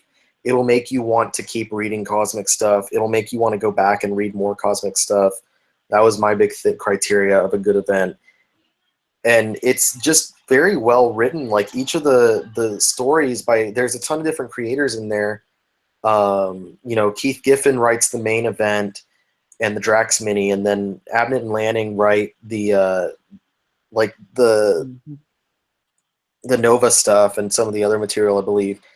And they go forward and do more stuff with the cosmic universe than Giffen does. He kind of leaves at this point, but they keep on doing more. And they do such a great job of fleshing out Marvel's cosmic universe, which was kind of non-existent outside of a few appearances of cosmic characters here and there, or, you know, the regular Jim Starlin Thanos series that would pop up every few years.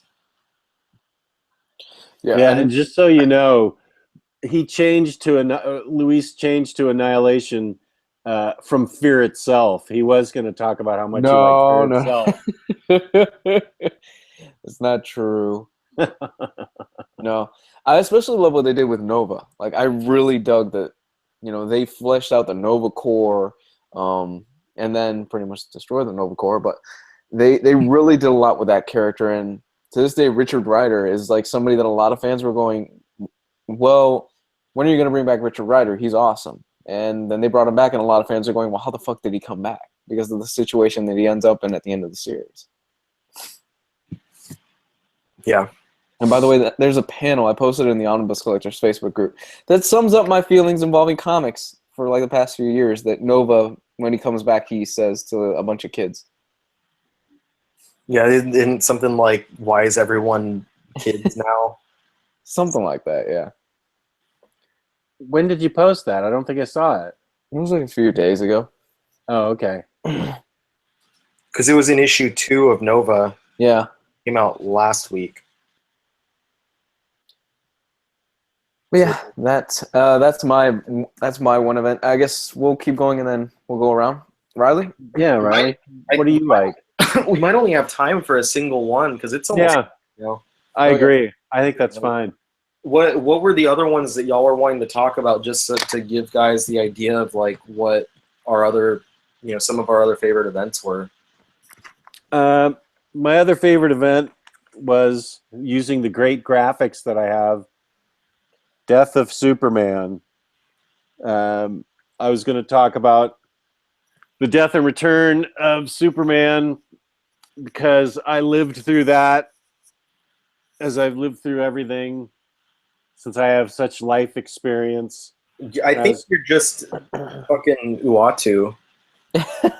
I'm what? You're the watcher.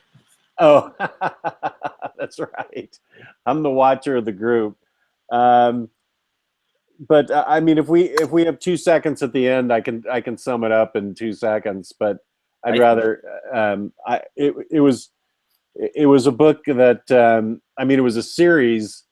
The death part was only like a little bit, and then it was the aftermath that was so interesting, really, to me.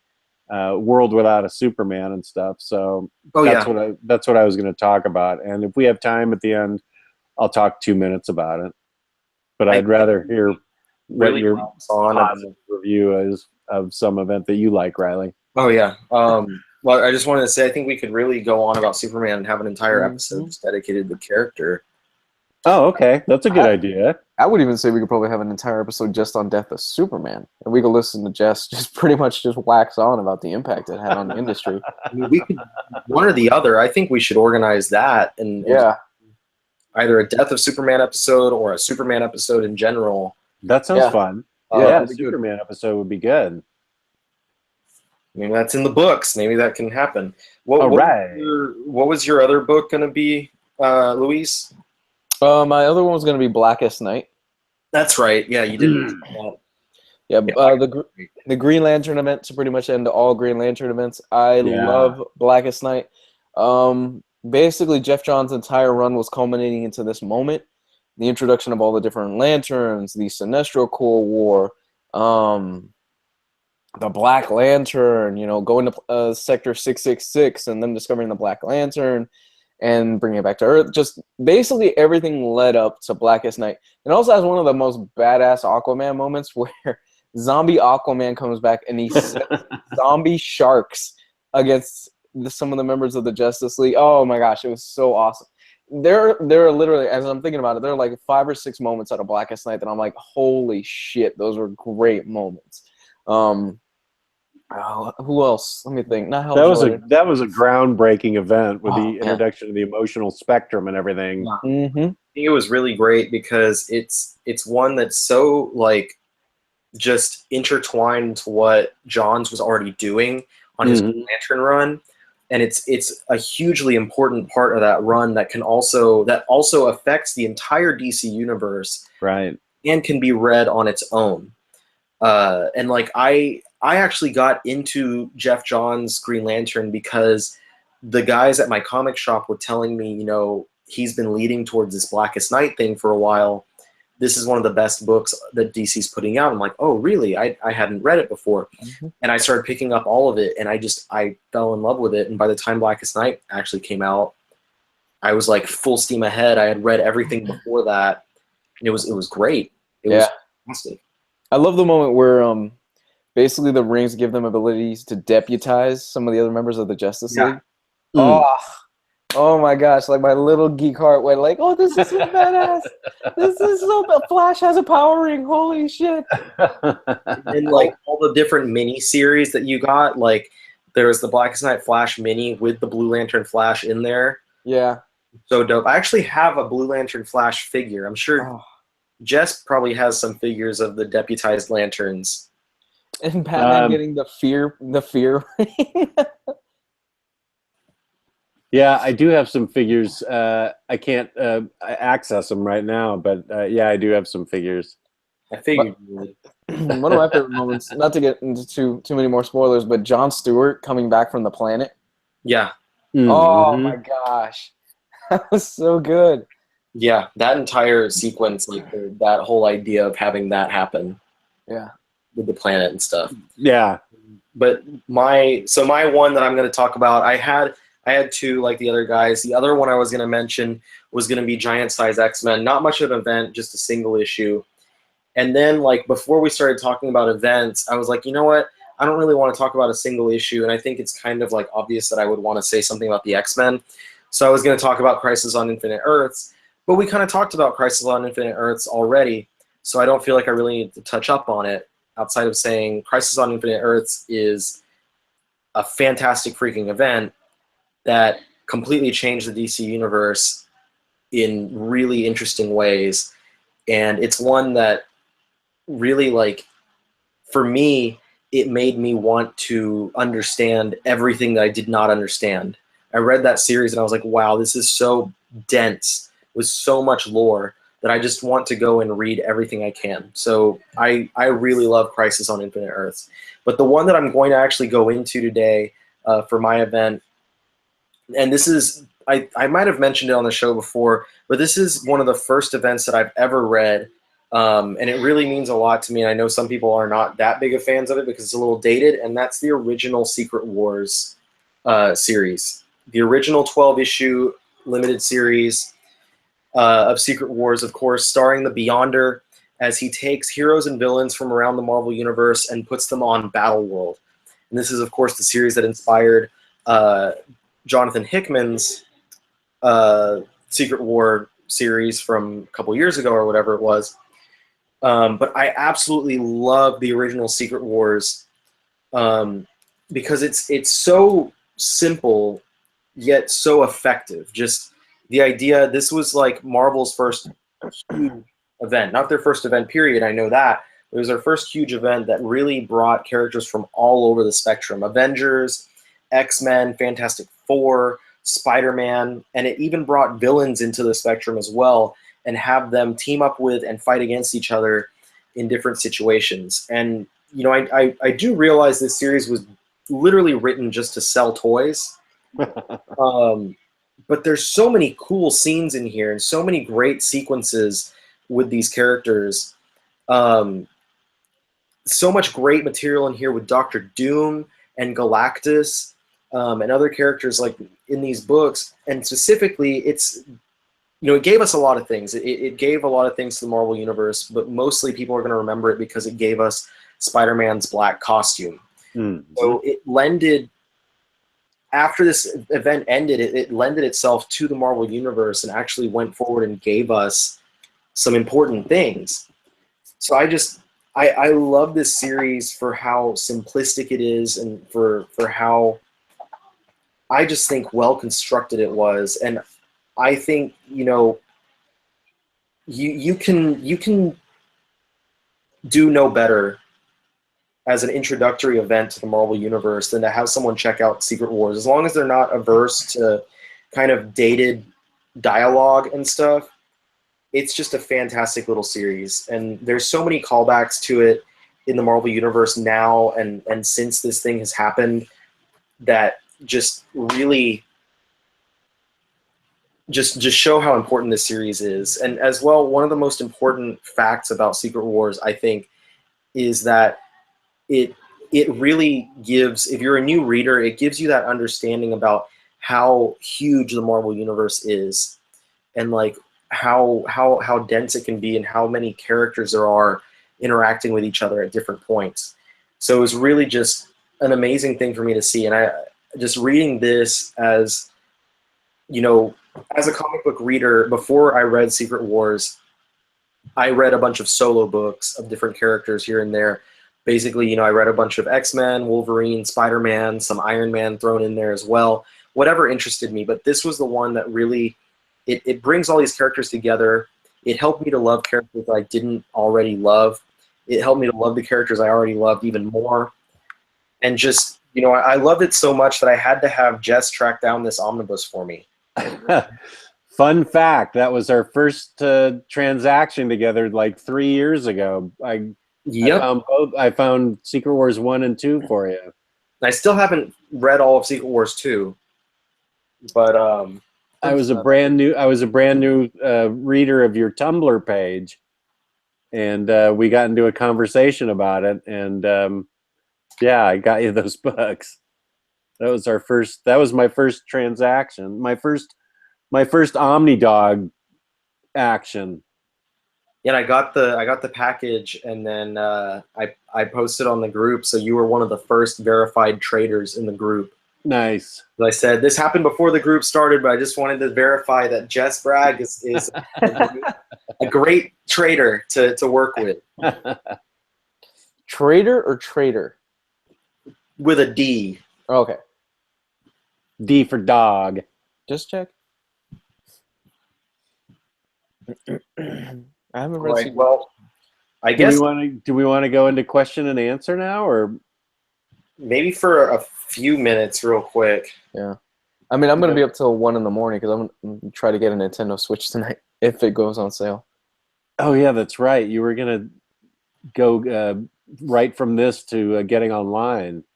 Yeah, just to watch the. Well, it starts in an hour. The Nintendo Live event or whatever it is. Because I'm going to try my luck and see if I can get one tonight. Yeah, if by the time I wake up tomorrow morning at 5, if Amazon has pre-orders open, I'll probably wind up placing one. Yeah, the rumor is it's at 1 in the morning tonight. So I'm like, okay, well, I'll give it a shot. What My time. for it to go on sale on Amazon? Yeah. Or GameStop or wherever? Open. Yeah, so we'll see. But questions. Somebody said, I've never read Secret Wars 2. Is it any good? By Carlos Cazares. Oh yeah, I know Carlos. Yeah, I haven't read that one. Like I said, I haven't read the second one. I've heard it's not nearly as good as the first one. The quality of the first one being completely objective, but have either of you guys read it? I've only read the first one. I know the second one stars like an actual human version of the Beyonder in a disco suit. So, I mean, take that as you will. Riley, do you think there will be an Uncanny X-Men Omnibus Volume 4? There will be an Uncanny X-Men Omnibus Volume 4. So it has been spoken, so it shall be. So it shall be. I believe it should be by the end of 2018 at the latest is when we should see it happen. I like the how do we feel about the Green Lantern Corps movie news? Oh dear. Because we were talking about that earlier in one of our chats. What's the news? I haven't been paying attention. Which I should be actually probably writing this stuff down for Sunday. Yeah. That David Goyer is going to be writing the script. Ah. So there you go. Really? Yeah. Ah. So Goyer is going to be writing the script for this movie. Goyer, of course, has already written the script for Man of Steel and BVS. And did he also do Suicide Squad? No, that was Ayer. Ayer and somebody else. Okay. No, Goyer didn't touch that. Yeah, it's not. I don't have. In all fairness, Goyer did write Batman Begins and Dark Knight. Yeah. I don't think he did Dark Knight. I know he did Batman Begins with Nolan, though. He did Dark Knight, and Christopher Nolan and his brother took over the script based upon like whatever little skeleton that they picked apart from it, basically, and went with it. Okay. So I think Jonathan Nolan, for the most part, gets writing duties on that. I think that a lot of what's with Goyer is like it's really make or break depending on the director. Yeah. And do they have a GLC director? I don't think so. Zack Snyder. No. I'm kidding. I have no idea. Shut your whore mouth. Not happening. Yeah, I try to be hopeful. Like I've tried so much to be hopeful for everything that happens with the current DC slate of movies, but I wind up just getting shit on in the end. So I've become entirely cynical and expected nothing but more shit. Yeah. So it's really hard for me to be positive. Yeah. At this point, it's like I have battered wife syndrome. I'm like, I just keep coming back, but DC just keeps hurting me with their movies. Yeah. And, you know, at this point, it's like I'd rather just stay negative and be proven wrong than to try and be positive and be proven wrong, because it hurts so much if it's the latter. It's so much worse. Like, I don't think I discussed BVS on this show at all, but... you don't have enough bourbon. You don't have enough bourbon for that. There's not enough bourbon in the world. That movie makes me want to drink way more than Civil War II or Convergence ever could. Now, have you seen Suicide Squad? I don't want to now. Like, I was at least morbidly curious before, but after finally watching Batman vs. Superman, I'm like, Jesus Christ. I think, Jess, you said you liked it, right? Suicide Squad? Yeah. I said I didn't hate it. No, you didn't hate it. Okay, I'm I not didn't putting words hate in it. your mouth. Yeah, it kept me entertained, and I didn't hate it. But I understand what the complaints are. But Um, yeah, uh, but I love Harley Quinn, so that I'm sort of mhm. biased. Harley Quinn and Deadshot were the standout things, but my 2 cents. Again, these are just my 2 cents. Riley, Suicide Squad makes Batman versus Superman look like Schindler's List, and we just lost Jess. Yes, that's how horrible that. That's how horrible that movie was. Oh man. Yeah, that. Man, I could go on forever about Batman versus Superman. I have like Martha.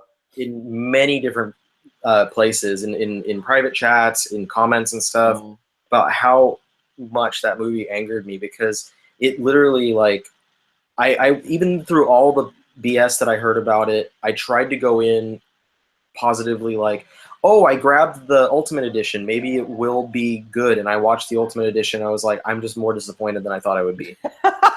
So it was a really bad thing. I still have it on my shelf too. I was thinking I'd probably wind up giving it away or something, but I don't even want to put that on someone, you know.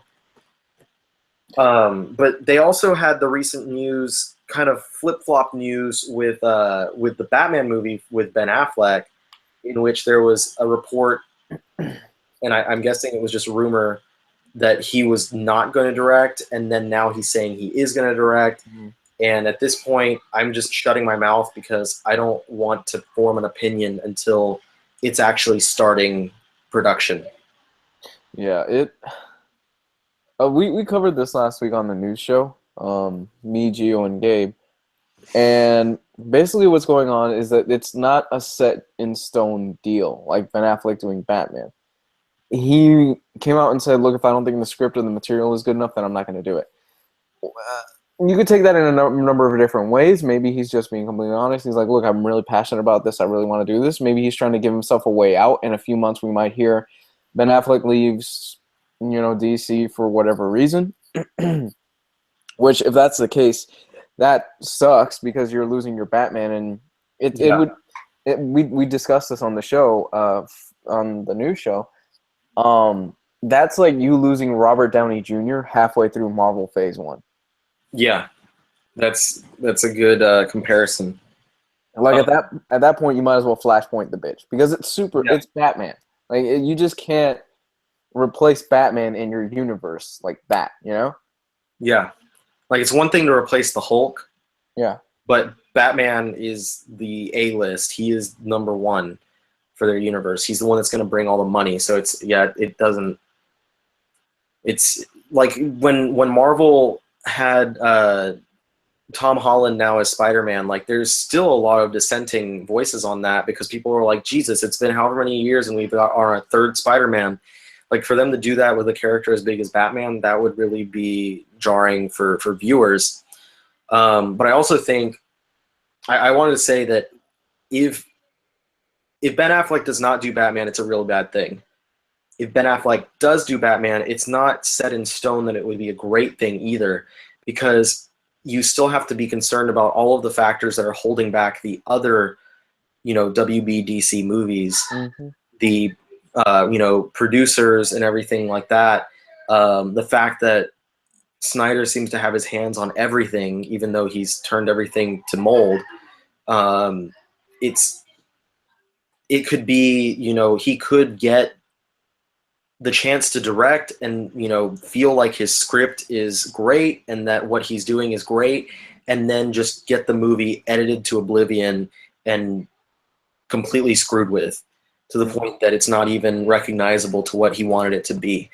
In which case he probably would wind up leaving anyway. So it's a battleground, really, like what's going on with these movies and stuff. And it's something that's not ever going to be easy to formulate an opinion on until we actually have the product in front of us. Yeah. And just at the ground level, at the basic ground level, they just do not understand these characters. They don't understand what they have. They don't understand Superman. They don't really understand the character of Batman. I don't think they really do, because in the first film, and yes, I'm gonna bitch about this, you have Superman snapping a dude's neck when the situation could have been resolved a completely different way. Look at the Richard Donner movies. Yes, they're old, but they're classics for a reason. I understand also every single argument for that, what happened in that movie. I understand where every single argument comes from, and I would have been fine with every single argument if they had redeemed everything by making Batman versus Superman that much better. Yeah, But that didn't happen. they could have played up on that so much more. Like it obviously they tried to use some of that in there and talk about, you know, he's still green behind the ears. You know, he's obviously very devastated by what he's done, blah blah blah. But the next movie did not perform. The next movie did not give us something that would make up for anything that we might have had issues with. And so while I was, you know, very I watched Man of Steel and I went out of it with like enjoyment because I was the one arguing those points. I was the one saying these things and being like, what happens next is really going to be great because this is what they're going to do. And I was looking forward to Batman versus Superman so much. Like, if you were to hear conversations between me and my brother-in-law, like the year leading up to that movie coming out, it was so much different than everything I have to say about the movie now. It was just me going on and on about how I thought it was going to be fantastic, how I think that it's really going to turn everything around for DC, how it's going to be like just one of the best superhero epics that you could ever see on film. And then I got the finished product and it was the exact opposite of what I wanted. So it like literally it made me depressed. It ruined my day when I actually watched it for myself and saw how poorly I thought of it. And I think Superman is a character that, at least my idea of Superman, my ideal version of him, he's a character that people should aspire to be. He should be what America and what society as a whole should hope to accomplish, should hope to establish, should hope to be the personification of in some way. I didn't get any of that in Batman versus Superman. And some people are saying, well, it's not like Superman never killed before, yada, yada, yada. And that's true. But the characters have evolved in the past 70 plus years that they've been around. Batman carried a gun before. He doesn't carry a gun now. Well, I thought it was cool when he snapped Zod's neck, so that's just how I feel. I thought it was great. I saw a question in there about Star Wars books. Buy all of them. Have any of you guys read any of the new Marvel Star Wars books? They are awesome. Darth Vader is great. I love that book. I literally can recommend every single Star Wars book that Marvel's put out. Yeah, totally. And what was the collection of the 3 stories called? Heroes for a New Hope. Yeah, I love that one too. 2 of the 3 stories are really, really good. Was the one that you did not enjoy as much, was it the Leia one? Yeah. Yeah, unfortunately, even though it was Mark Waid, it just didn't really strike, you know? I kind of felt the same way. But the other 2 stories I really enjoyed a lot, especially the Lando one. Yeah. Yeah, and I feel kind of dumb right now because I've been like wanting to see, because I've been like, oh yeah, they're gonna wrap up the stories between 4 and 5, and then we get to see some stuff between 5 and 6. I never really put 2 and 2 together that there's only 6 months between 5 and 6, and that's why they always spend more time telling the stories between A New Hope and Empire. So I feel dumb, but Have you seen Rogue One yet? You haven't seen it, right? I've seen it. You've seen it? Jess, did you? Yeah, you saw it, Jess. I remember. Yeah, I saw it and I loved it. Loved it, loved it, loved it. And there's somebody, Geo requested Carol Danvers. Ooh. See if I'm doing this right. Is that one of the pieces that you had to keep secret? No, that's still in the mail. Gotcha. This one's been on display for a while.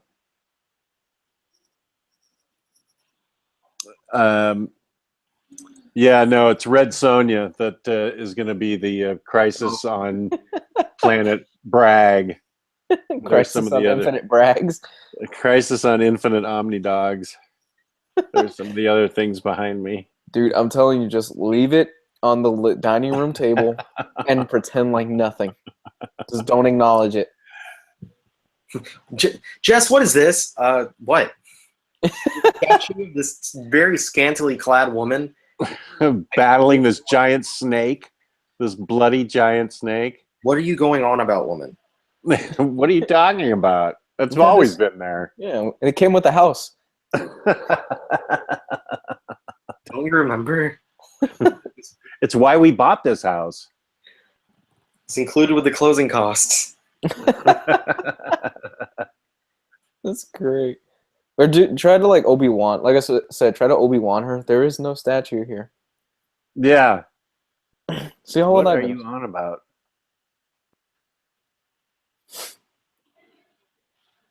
Harley and Joker statue. Which Harley and Joker statue? I don't have a Harley and Joker statue. Maybe there was a figurine behind you or something. There's a figurine of Harley. On a Harley?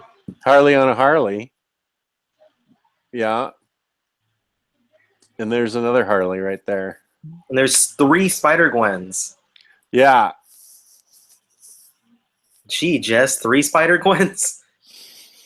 I know. I have a problem with impulse control. Wow. They're all different, though. They're not the same.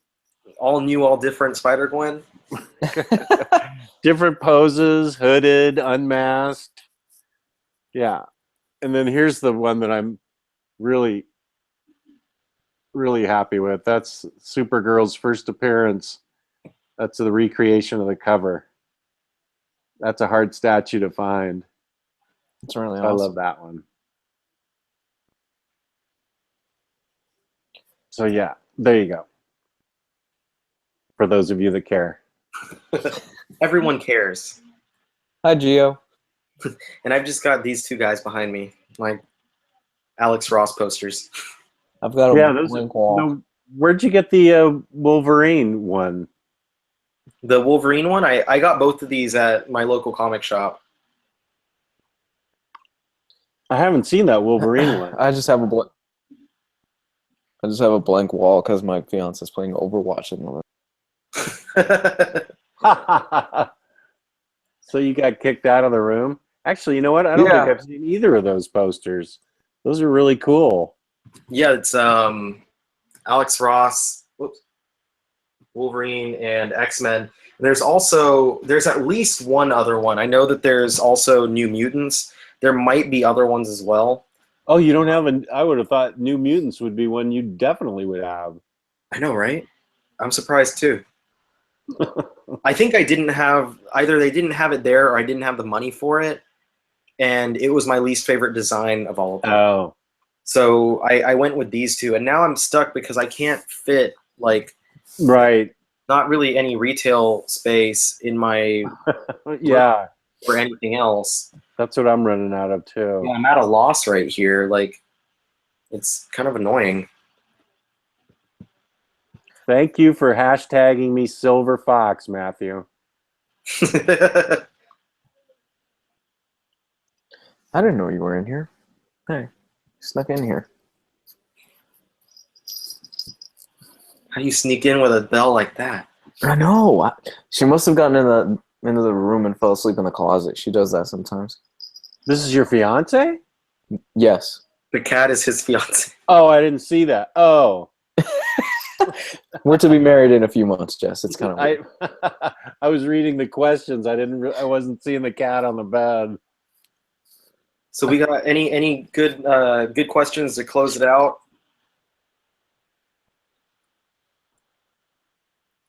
I don't think so.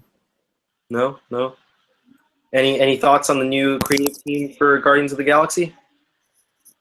Anything but Bendis.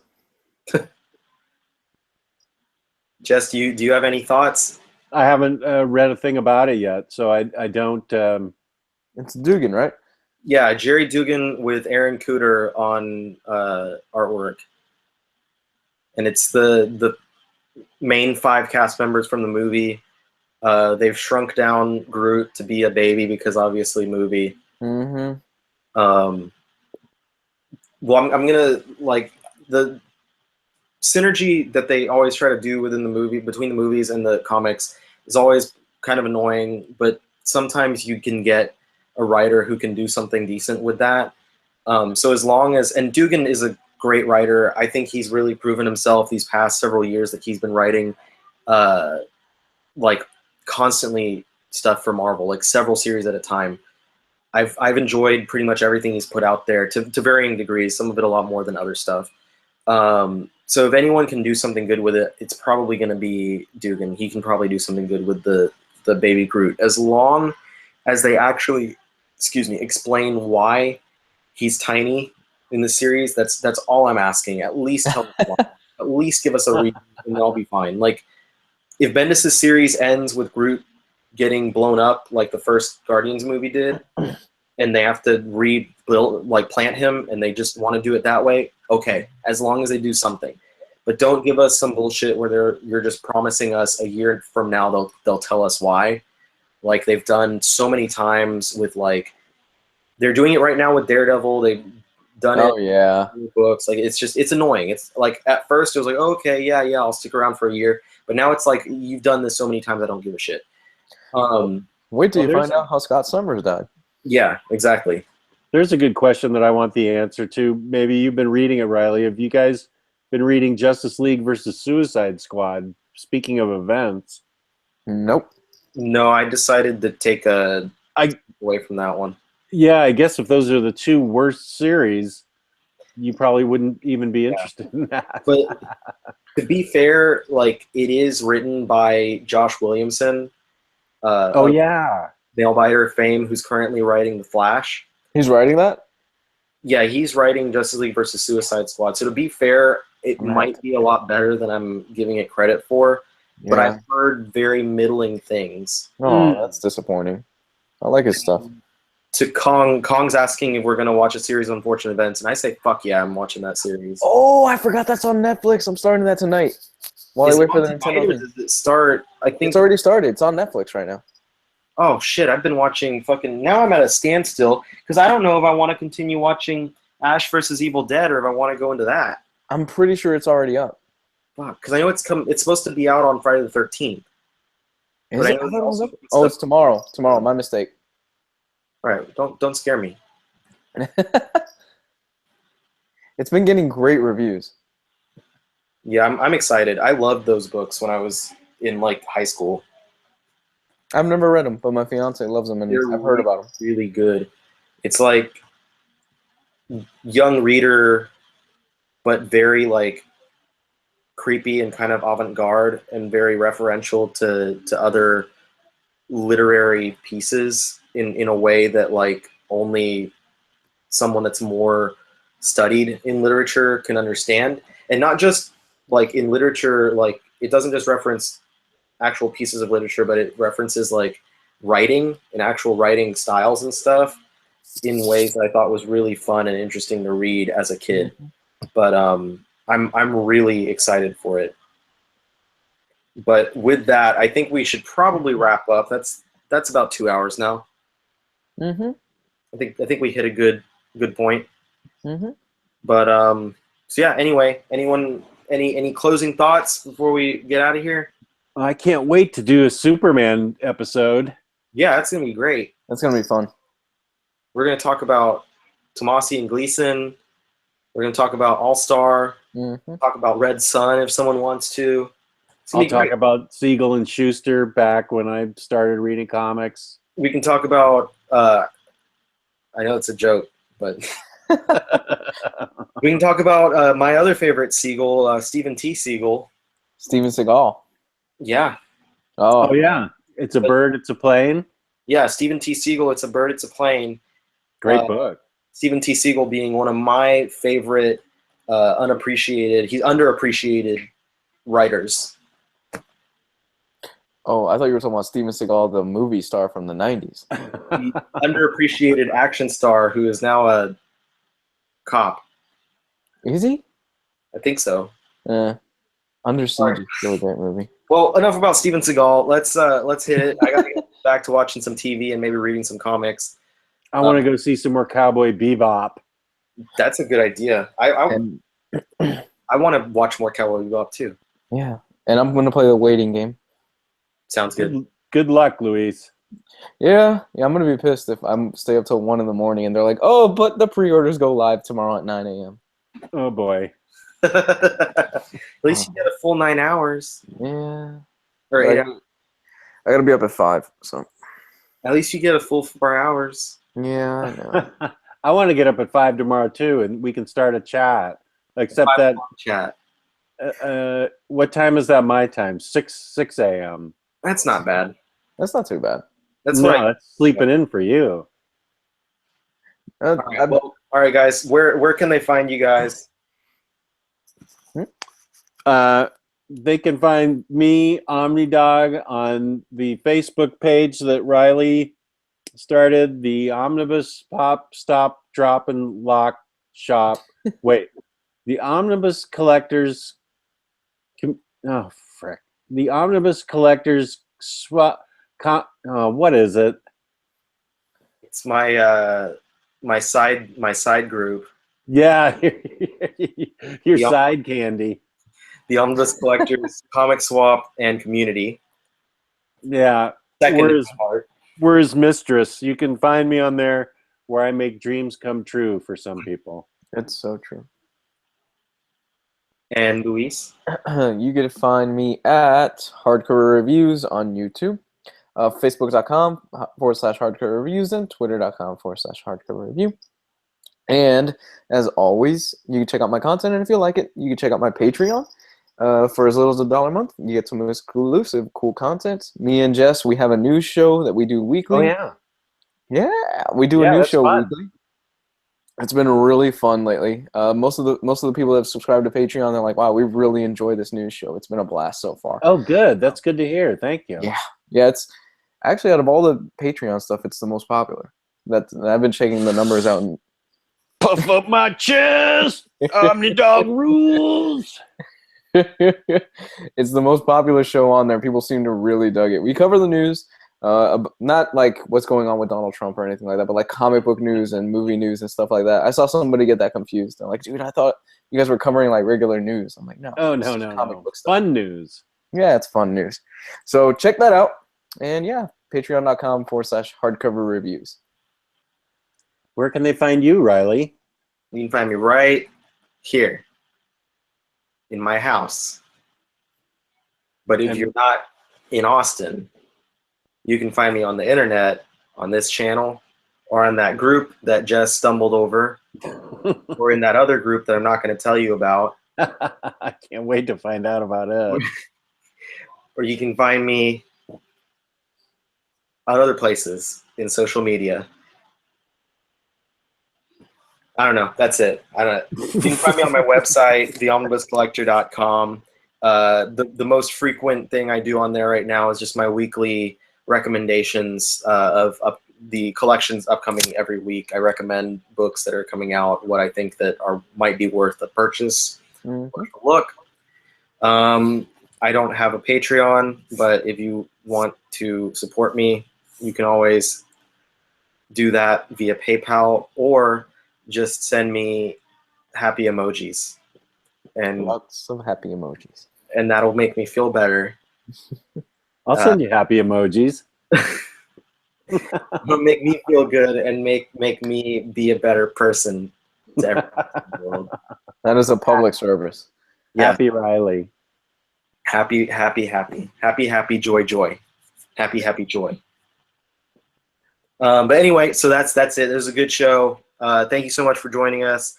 We'll see you guys next week over on Luis's channel, Hardcover Reviews, of course, where we're going to be discussing some other new exciting things. Maybe Superman, maybe something else. I don't know. So again, thank you so much for joining us and sitting here for 2 hours, talking shit with us, listening to us rant, rave, and whatever, and whine. But this time not drunk. We'll see you guys next week. Later. Peace and love.